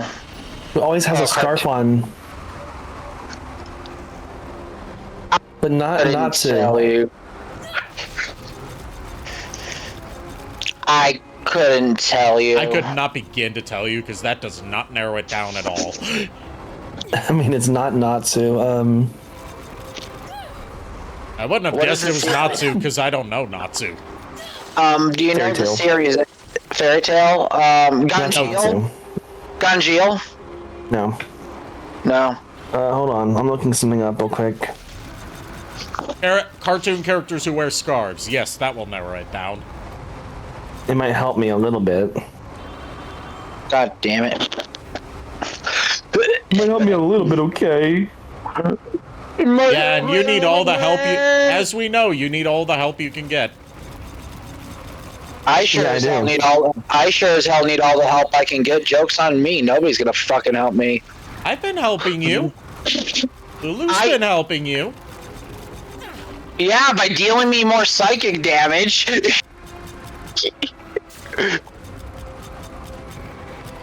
Maybe, like, no, I'm not thinking about papyrus, no.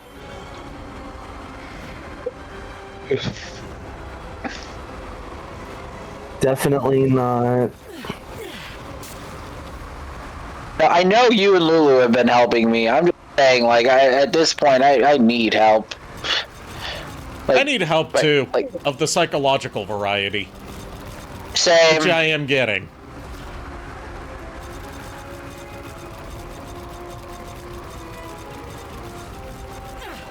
I'm trying to, but unfortunately, not a lot of places take my insurance.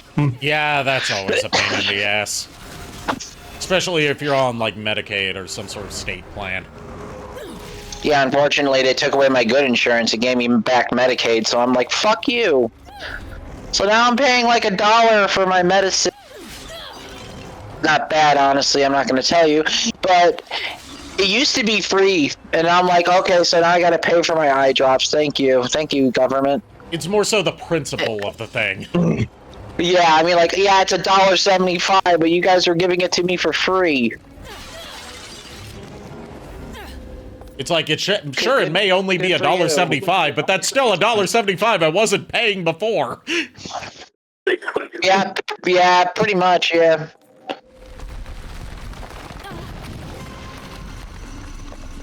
And now we get to slide.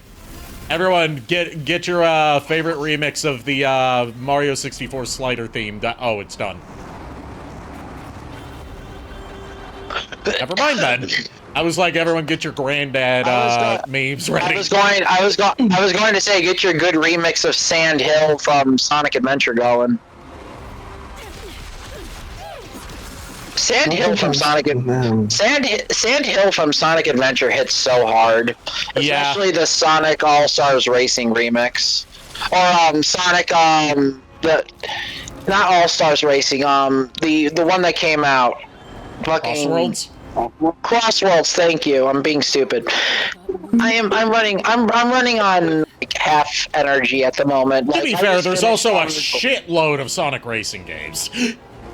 Yeah, but I figured it out. Sonic are still my all-time favorite. Fight me. Anyway, go ahead.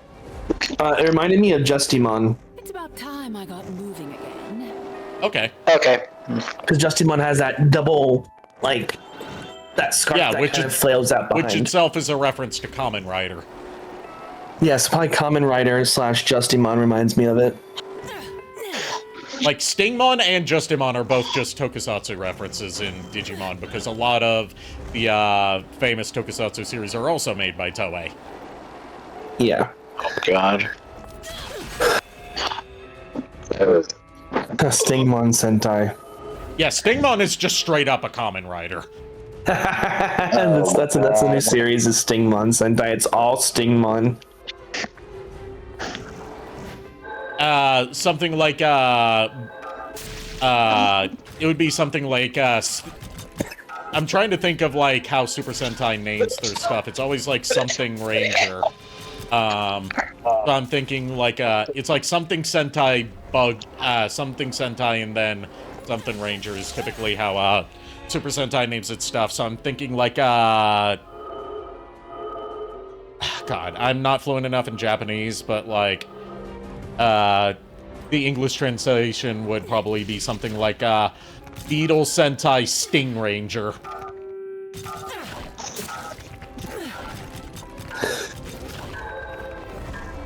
Sorry guys, I'm still recovering. It's okay. Wormmon Super Sentai. No. Oh, what? Wormmon Super Sentai. Yeah. No, that's like their freaking, like, that's their Alpha 5 equivalent. It's a Wormmon. Look. If you want a good Pokemon and Digimon, Wormmon and Caterpie Super Sentai. There you go. Oh no. Does that mean Weedle's a bad guy? Larva Yeah. Sentai, Larva Sentai Worm Ranger. Yeah.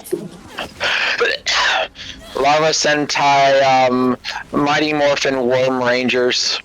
Oh my gosh. You got Wormmon, you got Caterpie, you got Weedle and Wormpole. We need 2 more from the Digimon. And then we have the even then we have the even split. Digimon doesn't have a lot of larval types anymore. Well, you say anymore, there's still ones from the past. Yeah, I had to look them up. There's Kunamon, but that's... Kunamon? Yeah, Kunamon. And then Kunamon. Okay, so that's our 6. Kunamon, Wormmon, Oh gosh. We need art of this. We need art of this yesterday. Yes, that. Yes, we do. Like, you want to shut up Digimon and Pokemon fans from fighting? There you go. There's your answer. Bam. Oh gosh, I definitely have to leave my current bank. Why? Because a person who worked at my last job as like a head CEO type person now is the CEO of that bank. So, Yikes. Yeah. So I'm probably gonna just bail out of my. Time to get the bank. fuck out of there. Fuck that shit, you're out. I know exactly who it is too. I've met them once. I don't. You don't like them? You don't. I just don't like anyone who is affiliated with that bank. Their choice opinions on how things should be run definitely put more pressure on the staff.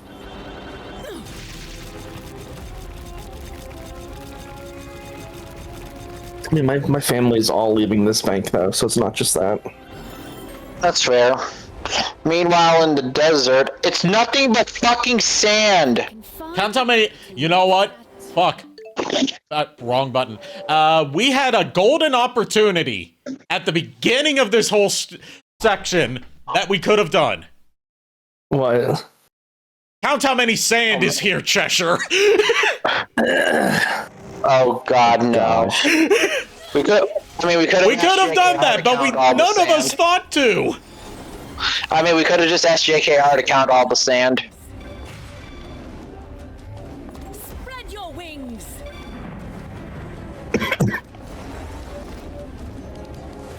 Take it. Spread your wings, but I don't wanna. Make me. Yeah, my mom. Yeah, my dad. Yeah, my brother. Yeah, my sister. Yeah. I may not be your mother, but I can be your mummy. And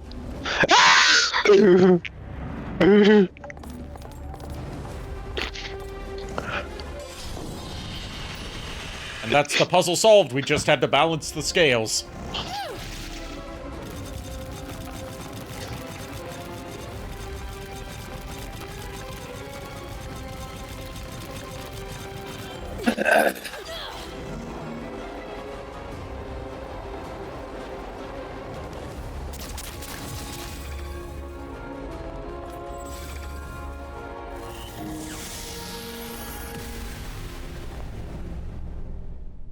You know, it's like, all this stuff is, making me think of an old ancient Egyptian saying. And that be? Walk like a me.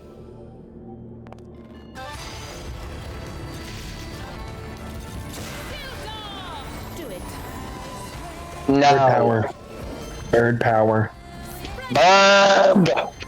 Yes, we're harnessing it. We're harnessing the burb for this one.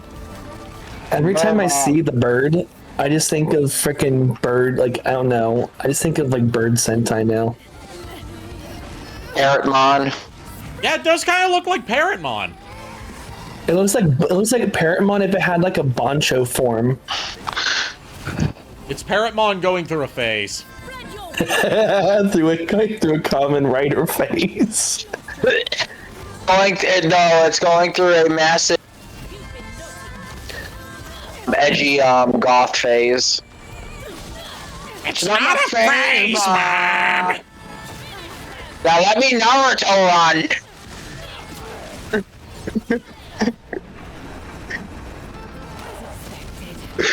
Oh my god.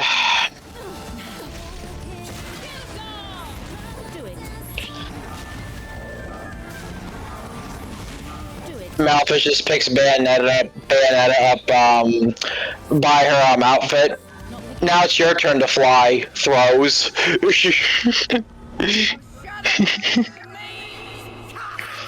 Ran out of time. Oof. You didn't do the bird Sentai roll call. That's why. Big oof. Bird Sentai roll call. There's only one of us. Look, you didn't do the worm Sentai roll call. No, it's not worms though. It's bird. What would the Worm Sentai team's Megazord theme be? It's just Imperial Dramon, so. No. Wormperial Dramon. What? Wormperial Dramon. Imperial Dramon made out of worms. That does not work. And the sword itself, think about it. It's a stack of kakunas. No. It's a stack of kakunas using Harden.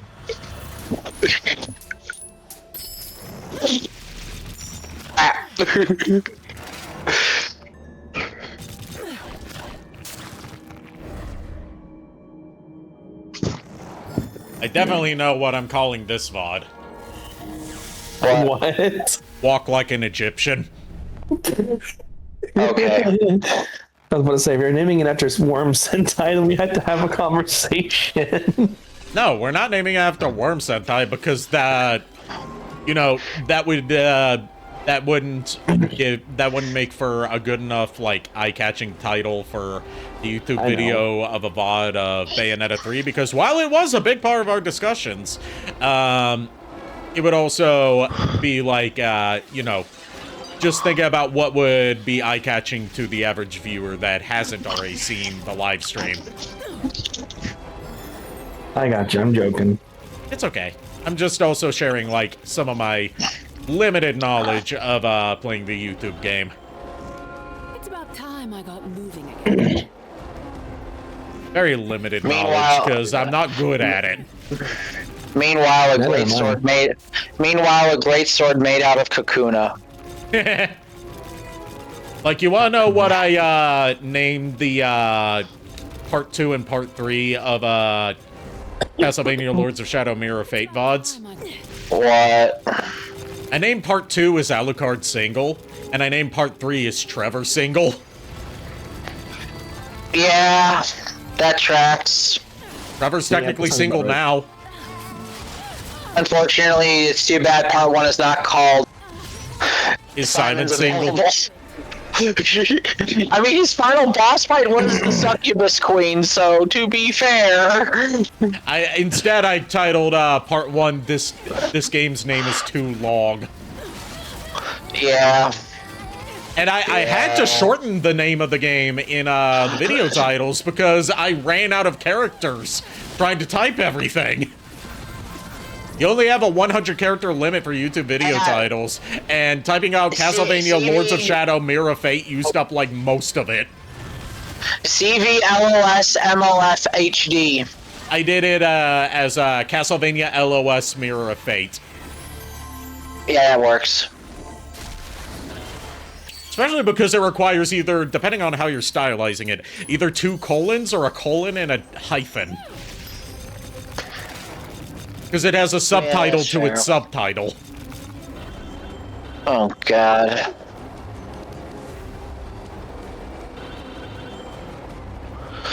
Also, the fact that, the cover to Mirror of Fate HD is literally just Trevor Belmont on the front, so it already spoils one of the characters you play as.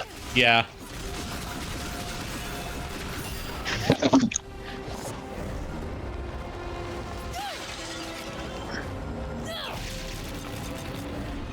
Oh, the clouds of erasure are chasing us. It's Cash Banuka. We gotta run away.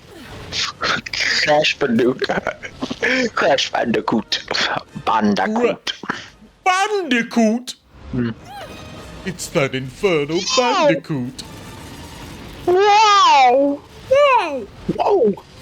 Wow! Oni NG, who is a old school Newgrounds animator and also popular Let's Player, was the one who originated the Crash Woe meme with the audio for it, and then someone else made an animation of it.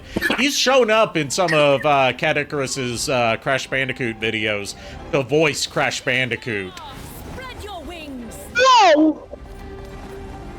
Oh, one of my favorite just out of context bits that Catty did with Oni as Cash Banuka was like he had Oni voicing a Crash plush.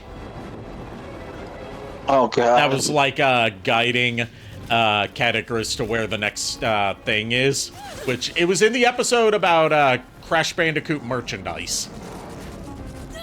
Which Catty got a lot of, including some Japanese exclusive stuff from the 90s. Oh. Because he's a huge Crash Bandicoot fan. Yeah. The Crash plush is leading him to the next piece of merchandise, which is some refrigerator magnets that you can, like, you know, it's like a dress-up Crash refrigerator magnet. Okay. And while he's leading him there, he's just going wow, wow, wow, wow, wow, wow, wow, wow, wow. And then once they get there, he just says, "Go, Gadget, you're metal now." And then it cuts to Cat Icarus wrapped in tinfoil, and then he throws the refrigerator magnets at him. Oh god. Even though refrigerator magnets would not attach to aluminum foil, but you know what? Yeah. There's also an edit of that where, when he says, go, Gadget, you're metal now, and it cuts to Catty covered in tinfoil, it starts playing the beginning of the Metal Mario theme. Yeah. That song still goes hard. Yes, it does. It goes so hard. From Mario power-up theme. To be fair, that power-up is one of my favorites, just for pure fact. You're literally liquid metal, given life, and you don't even need to fucking breathe. You're just invincible. Nothing hurts you. I mean, fall damage hurts you, but beside that, nothing really hurts.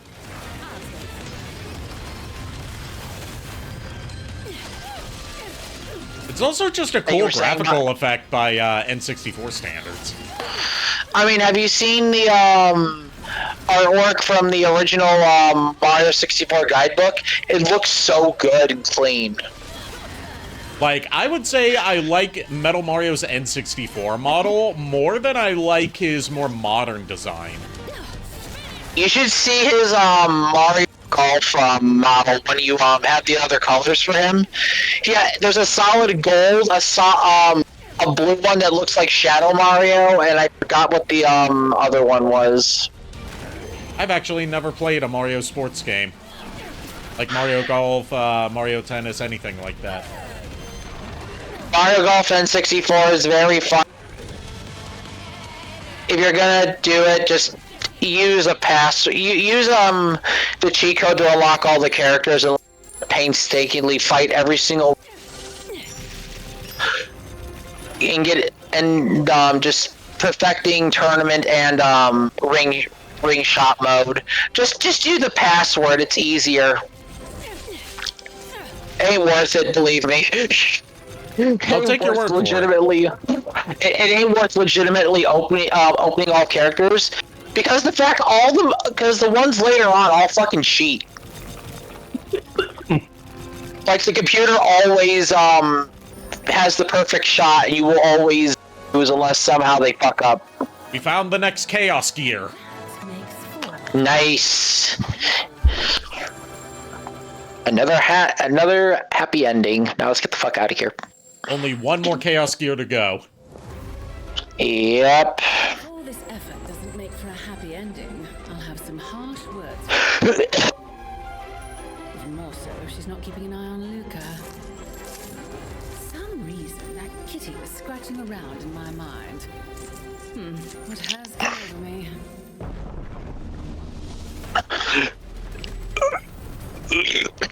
Uh-oh, the treasure room's collapsing. Look, Bayo, real talk. Cheshire's just the best boy. That's why you're thinking about the kitty. The room filled with gold coins is collapsing. Uncle Scrooge is gonna be pissed. It was all a bit too easy. Yeah, at least it ain't like Dracula. Like so much gold jewels, gold-plated skeletons. The stairs are literally covered in gold. Every time a skeleton dies, a money bag drops.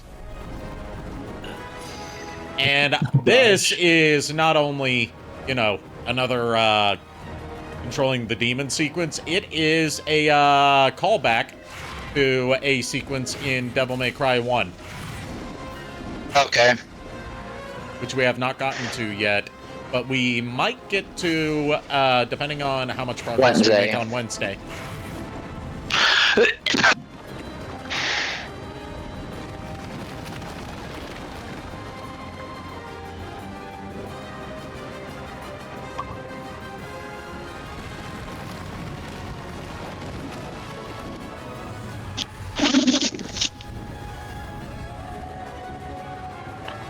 Also, the whole joke that JKR made that one time when I put my the new Tails plush I got with the Rose, and he said well, now he's with Cosmo. I'm like, that's a pretty big fucking Cosmo. Cosmo all grown up. So Cosmo is a literal giantess, as Tails just like a mere 16, 17 inches, and this like giant ass Cosmo is like a 5'3" plush. Oh god. That's what happens when you properly water and nourish your Cedrian. What do you? Oh god damn it. Real talk. Cosmo is a good. She's a very good. Alright, here's our next homunculus encounter and the boss for this stage. After what? Now we get now's the time for the Sandhill music because we're surfing down the sand.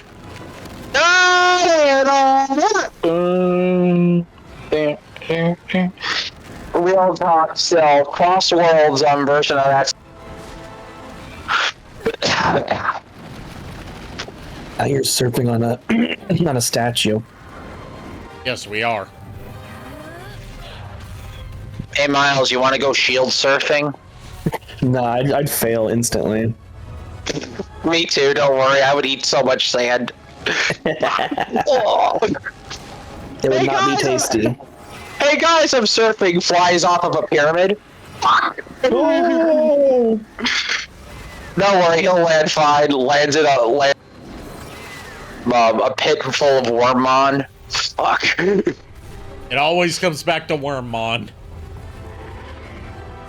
God damn it. As it should. Wormmon's a good boy. Wormmon is a good boy. Also, I blame you now. I work on the D&D campaign. I'm thinking, what would happen if Esmeth was voiced as Wormmon? Master Dracula. Master Dracula, why are you so angry? Oh, God. Real talk, whenever I do the Wormmon voice, I always feel myself tearing up a little bit because he's just so precious. Yeah. I need to... You know, though, Build-A-Bear has these voice box chips. I want to get one with a voice of Wormmon. Find a like a skeleton prop, Put a robe on it and just have it be just say Master Dracula in Wormon's voice. Oh, did we lose our bird? We lost our bird. Because the homunculus No. bit and killed the bird. R.I.P. Burb. I missed the bird. became. And there's a could've barrier been- preventing us from going forward. Shooting it won't work either, Bayo. Rip Burb. It died before we could have had chicken. Find what you were looking for. You won't be the last person destroyed by greed. Here's our next boss. Zero Stratus and Zero Cumulus. I'm getting sick and tired of the cloud names. And this time it's a 2-on-2 boss fight because we have Jean on the other side of the arena blocked off from us that is fighting the other one while we fight one of them. Relax, Jean. I'm not your princess. But I did promise a mutual friend that I'd come for you. Risking your existence for the sake of another. You clearly have no understanding of your part in all of this. Ignorance makes you all weak. Sounds like someone has led a rather solitary life, doesn't it? Indeed. We'll waste no more time on this foolishness. I think not, Ark Eve. You'll be keeping me company until the very end. Now, let your oblivion be defined. Something, something, I'm gonna kill you now. Something, something. Yeah, something villainous monologue. I was gonna say, why is there a cyber twin dragon here in this as a boss fight? Look, at least it's not a cyber end dragon, okay? We do not need 4,000 attack point beat stick. So this fight actually makes it a bit punishing to rely on your demons, because you're on weighted scales, and since demons are big and heavy, sorry Madama Butterfly, it's true, that pushes the scales down towards the clouds of erasure. Wait. Forgive me if I'm wrong. Why are you apologizing? Caked up and dummy thick? You know, saying that she's big and heavy. You know, that could come off as making it sound like she's fat rather than thick. I know. Yeah. And also because, you know, Madama Butterfly is massive and has a bit of a sadistic streak, and I don't want to piss her off.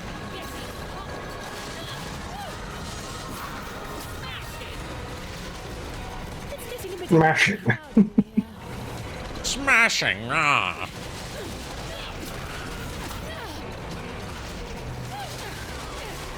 I'm sorry, but Neville from Luigi's Mansion, the first ghost we fight, is just basically Nigel Thornberry in a robe, reading a book. That's just what he is.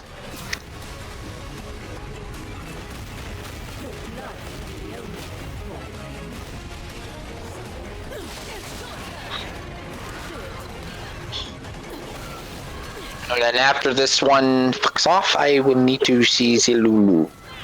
Yeah, it's a two-phase boss fight. I know. A lot So, of like- Bayonetta's two-phase. Yeah, but like, you know, it's like we fight the thing, and then a thing happens, and then we have the deadly sin part of the fight. Yeah, that's fine. I'm patient. I'm good. I can sit through it. And the deadly sin part of the fight is one you're supposed to speed run because it's on a time limit.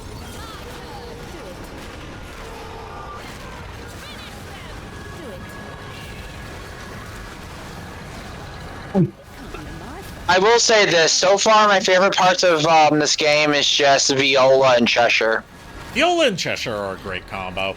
Also, with the scales getting uncomfortably close to the clouds of erasure, Bayonetta said, "Can't be my fault. I've been cutting cobs since spring."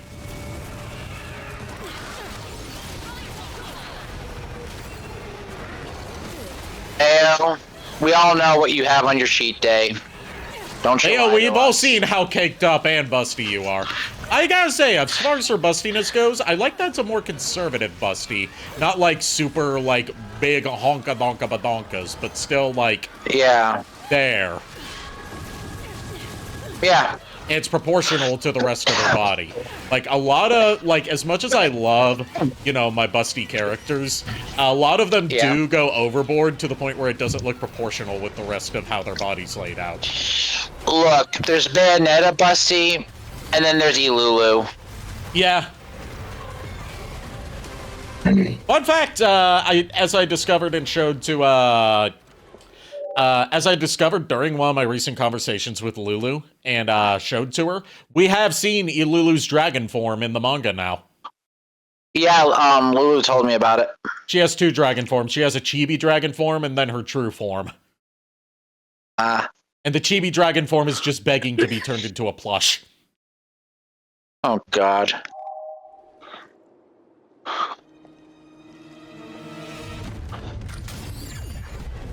Also, I should point out, as far as the lore of this world, Bayonetta of this world is not this world's Ark-Eve. It's Jean. Oh, wow. And Jean just got assimilated by the thingamafucker. Oh, lovely. So now the kaiju battle Yes. Forget about me. To kill this beast. And me. Do it now! Quickly, damn it! Please. You don't have to tell me twice. I mean, Bayonetta's hesitating because she doesn't want to kill any version of Jean. I know. I figured. And here comes Bayonetta! This world's Bayonetta.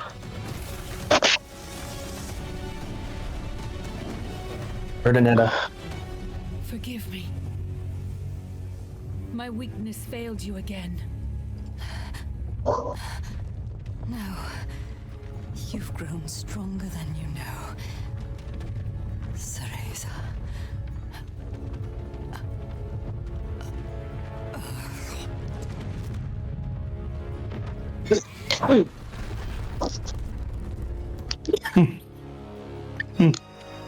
I'm guessing our kaiju is Malphus. No. But as far as what the kaiju monster we're fighting is, one of them's eating the other. For the power upgrade. Yeah. Oh, lovely. You know what it kind of looks like? What? A Final Fantasy XIV dragon. Yeah, it kind of does, but it's got like a a human torso coming out of it, and it's using the dragon head as an arm. Which dragon? I don't really know how to describe it. It looks kind of like Nika. How far did you get? I've beaten everything but the last fight in post game of End One. It looks like Ari, how far have you gotten? Because I don't want to spoil. I don't care about spoilers for 14. It looks like Vitra. Oh, you mean what's his name?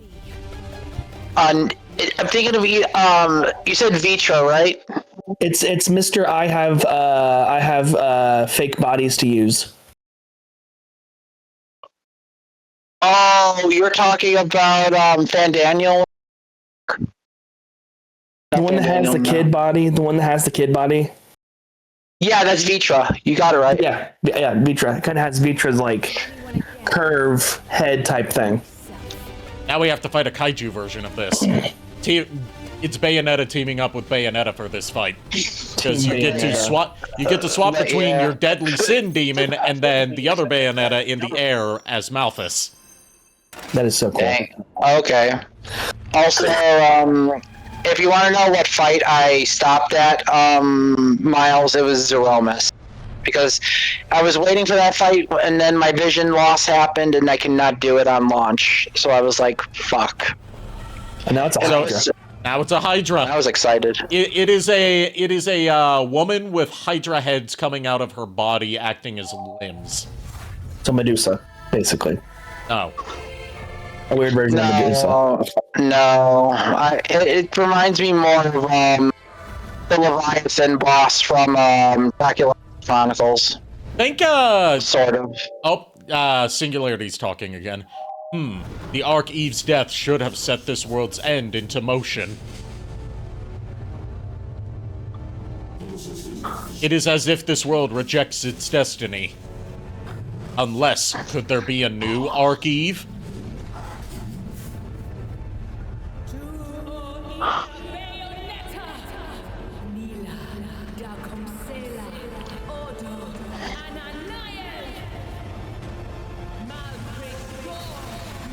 It's the spid. She didn't pull her heart out. No, there we go. Spoke too soon. She's powering up the spid. Hopefully the spid doesn't look too much more crazy, because I only got over the spid right now. Yeah, look at me, Mom. I'm getting bigger. He actually doesn't get bigger. He just becomes like an inferno spid called. We'll see it in a sec. Oh yeah, he's not that spooky, spooks. The Phantom, igniter of creation. Not of the opera. Got it. God damn it. But his body cannot contain this amount of power, so he can only last for like 5 minutes about. Hence the speed run. Hence the speed run. So this is supersonic, basically. Yeah. But the same rings, it's just time limit. Yeah.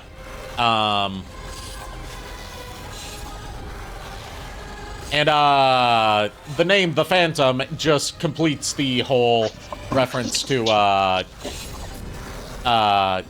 Phantom from Devil May Cry. So this is when we switch to Bird.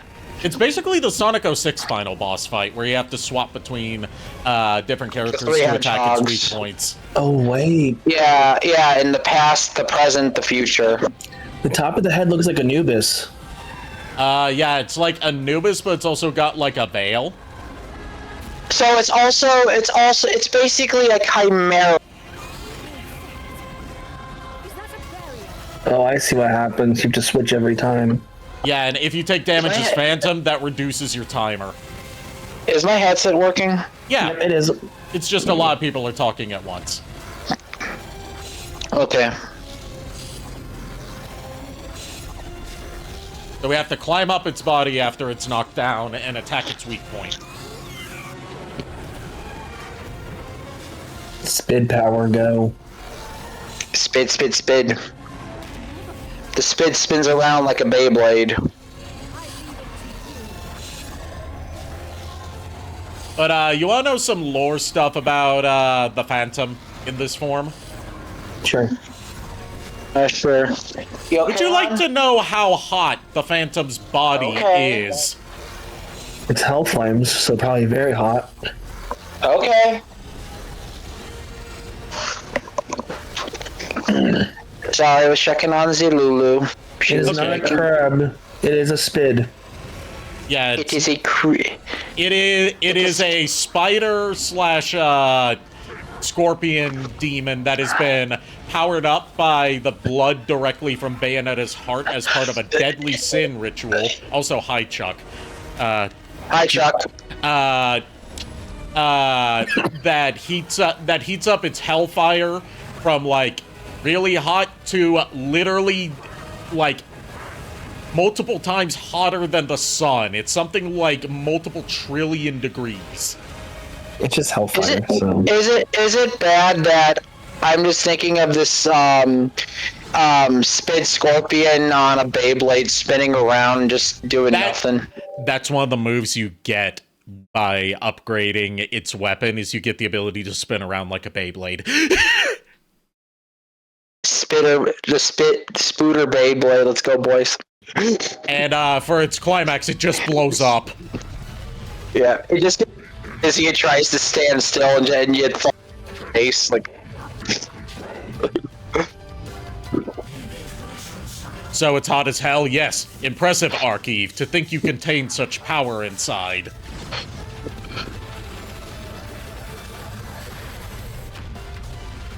And it blows up so big that it can be seen from space. Oh, brother. Yeah, it's like some Dragon Ball Z shit. Hey guys, what happened to Giza? To Giza, Egypt? Oh, it just got blew up. How? By a scorpion spid. Oh no, we lost to Bayonetta. In the explosion. Oh, black hole. Yeah, it's created a black hole. Losing a Bayonetta and a Jean every world seems to be the theme of this game. It is. It genuinely is. But this is our Bayonetta that's falling into the black hole, and this world's Bayonetta has to save her. So she sacrifices herself to save this one. Yes, because the universe is doomed already. Yeah, fair. Or this universe is doomed already. The universe is fucked either way.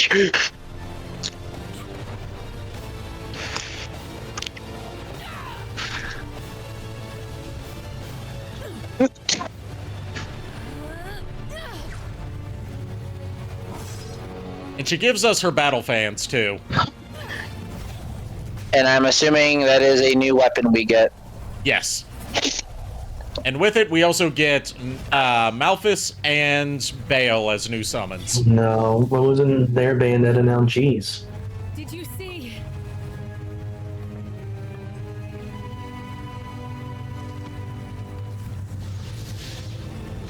I won.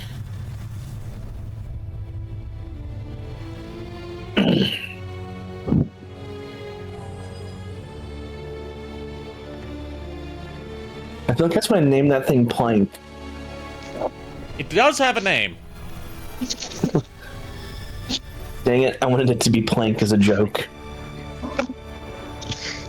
Your best friend, Plank. My best friend, Plank. There we go. And that's the end of the Egypt chapter. We took out Egypt all in one night. Yep. Just like we took out China all in one night. It took us 2 nights to take out Japan. We got the 4th Chaos Gear, only 1 left to go. We have a new demon contracted, Bale, and new weapon, Ribbit Libido BZ-55.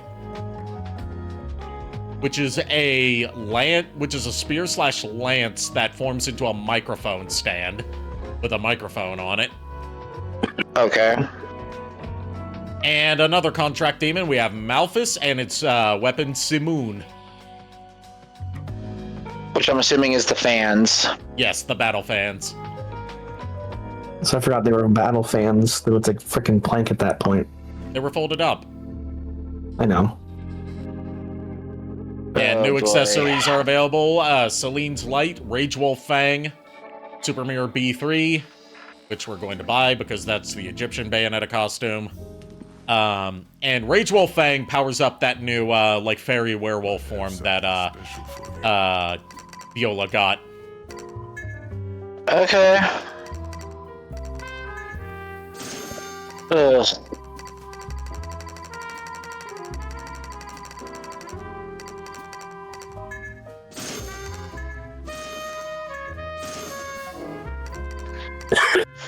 Do we have enough for the Rage Wolf Fang? Yes, we do. Increases the potency of Masquerade Rage attacks for Bayonetta, and increases potency of Fairy Rage attacks for Viola. Why am I forgetting Viola's name? She's like the secondary main character of this game. Look, the only name we need to remember is Cheshire. Yes, Cheshire is best boy. Sure, the best. Look, Cheshire won't rat you out to the police. Yeah. He knows what's up. Cheshire won't rat you out to the Day. police because he knows that snitches get stitches. I just realized something about today. Yeah? What? Champion is getting an update to add new Pokemon today. Ooh, nice. You gotta let me know what Pokemon get added. I'm gonna check real quick and see if they actually had done their maintenance yet. Okay. And I also bought an item from the shop earlier called the Old Picture Book. We will check that out after finishing the game. Okay. So, aside from all of that, is there anything else we are doing, or are we... That's all we're doing for tonight. Okie dokie. Make sure you... Oh, right, it autosaves. I can't Yeah, it save twice. autosaves. It's always nice. Fuck. There technically is a manual save, but still autosaves as well. Fair. Yeah, okay. Let's see who we're gonna raid tonight now that the ad break is over. I mean, I had fun with this. I enjoyed Cheshire's section of the game. I knew you would. We get to fuck around in Egypt. Cat going out. The cat's going ham. It's time to name a berserker, Cheshire. It's time for him to take down Pokemon champions. Let me check the Eldenwood stream team, see if there's anyone from there that could use a raid. Okay.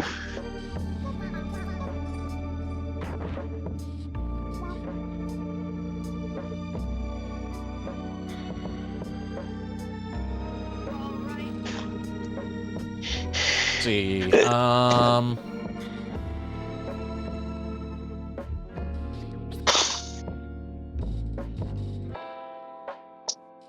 we're going to raid Pahabiont, who is playing Pokemon Champions. Oh, okay. I don't know if it's later that they do all the updating, but Well, we're rating someone who's playing champions right now, so... let me check real quick.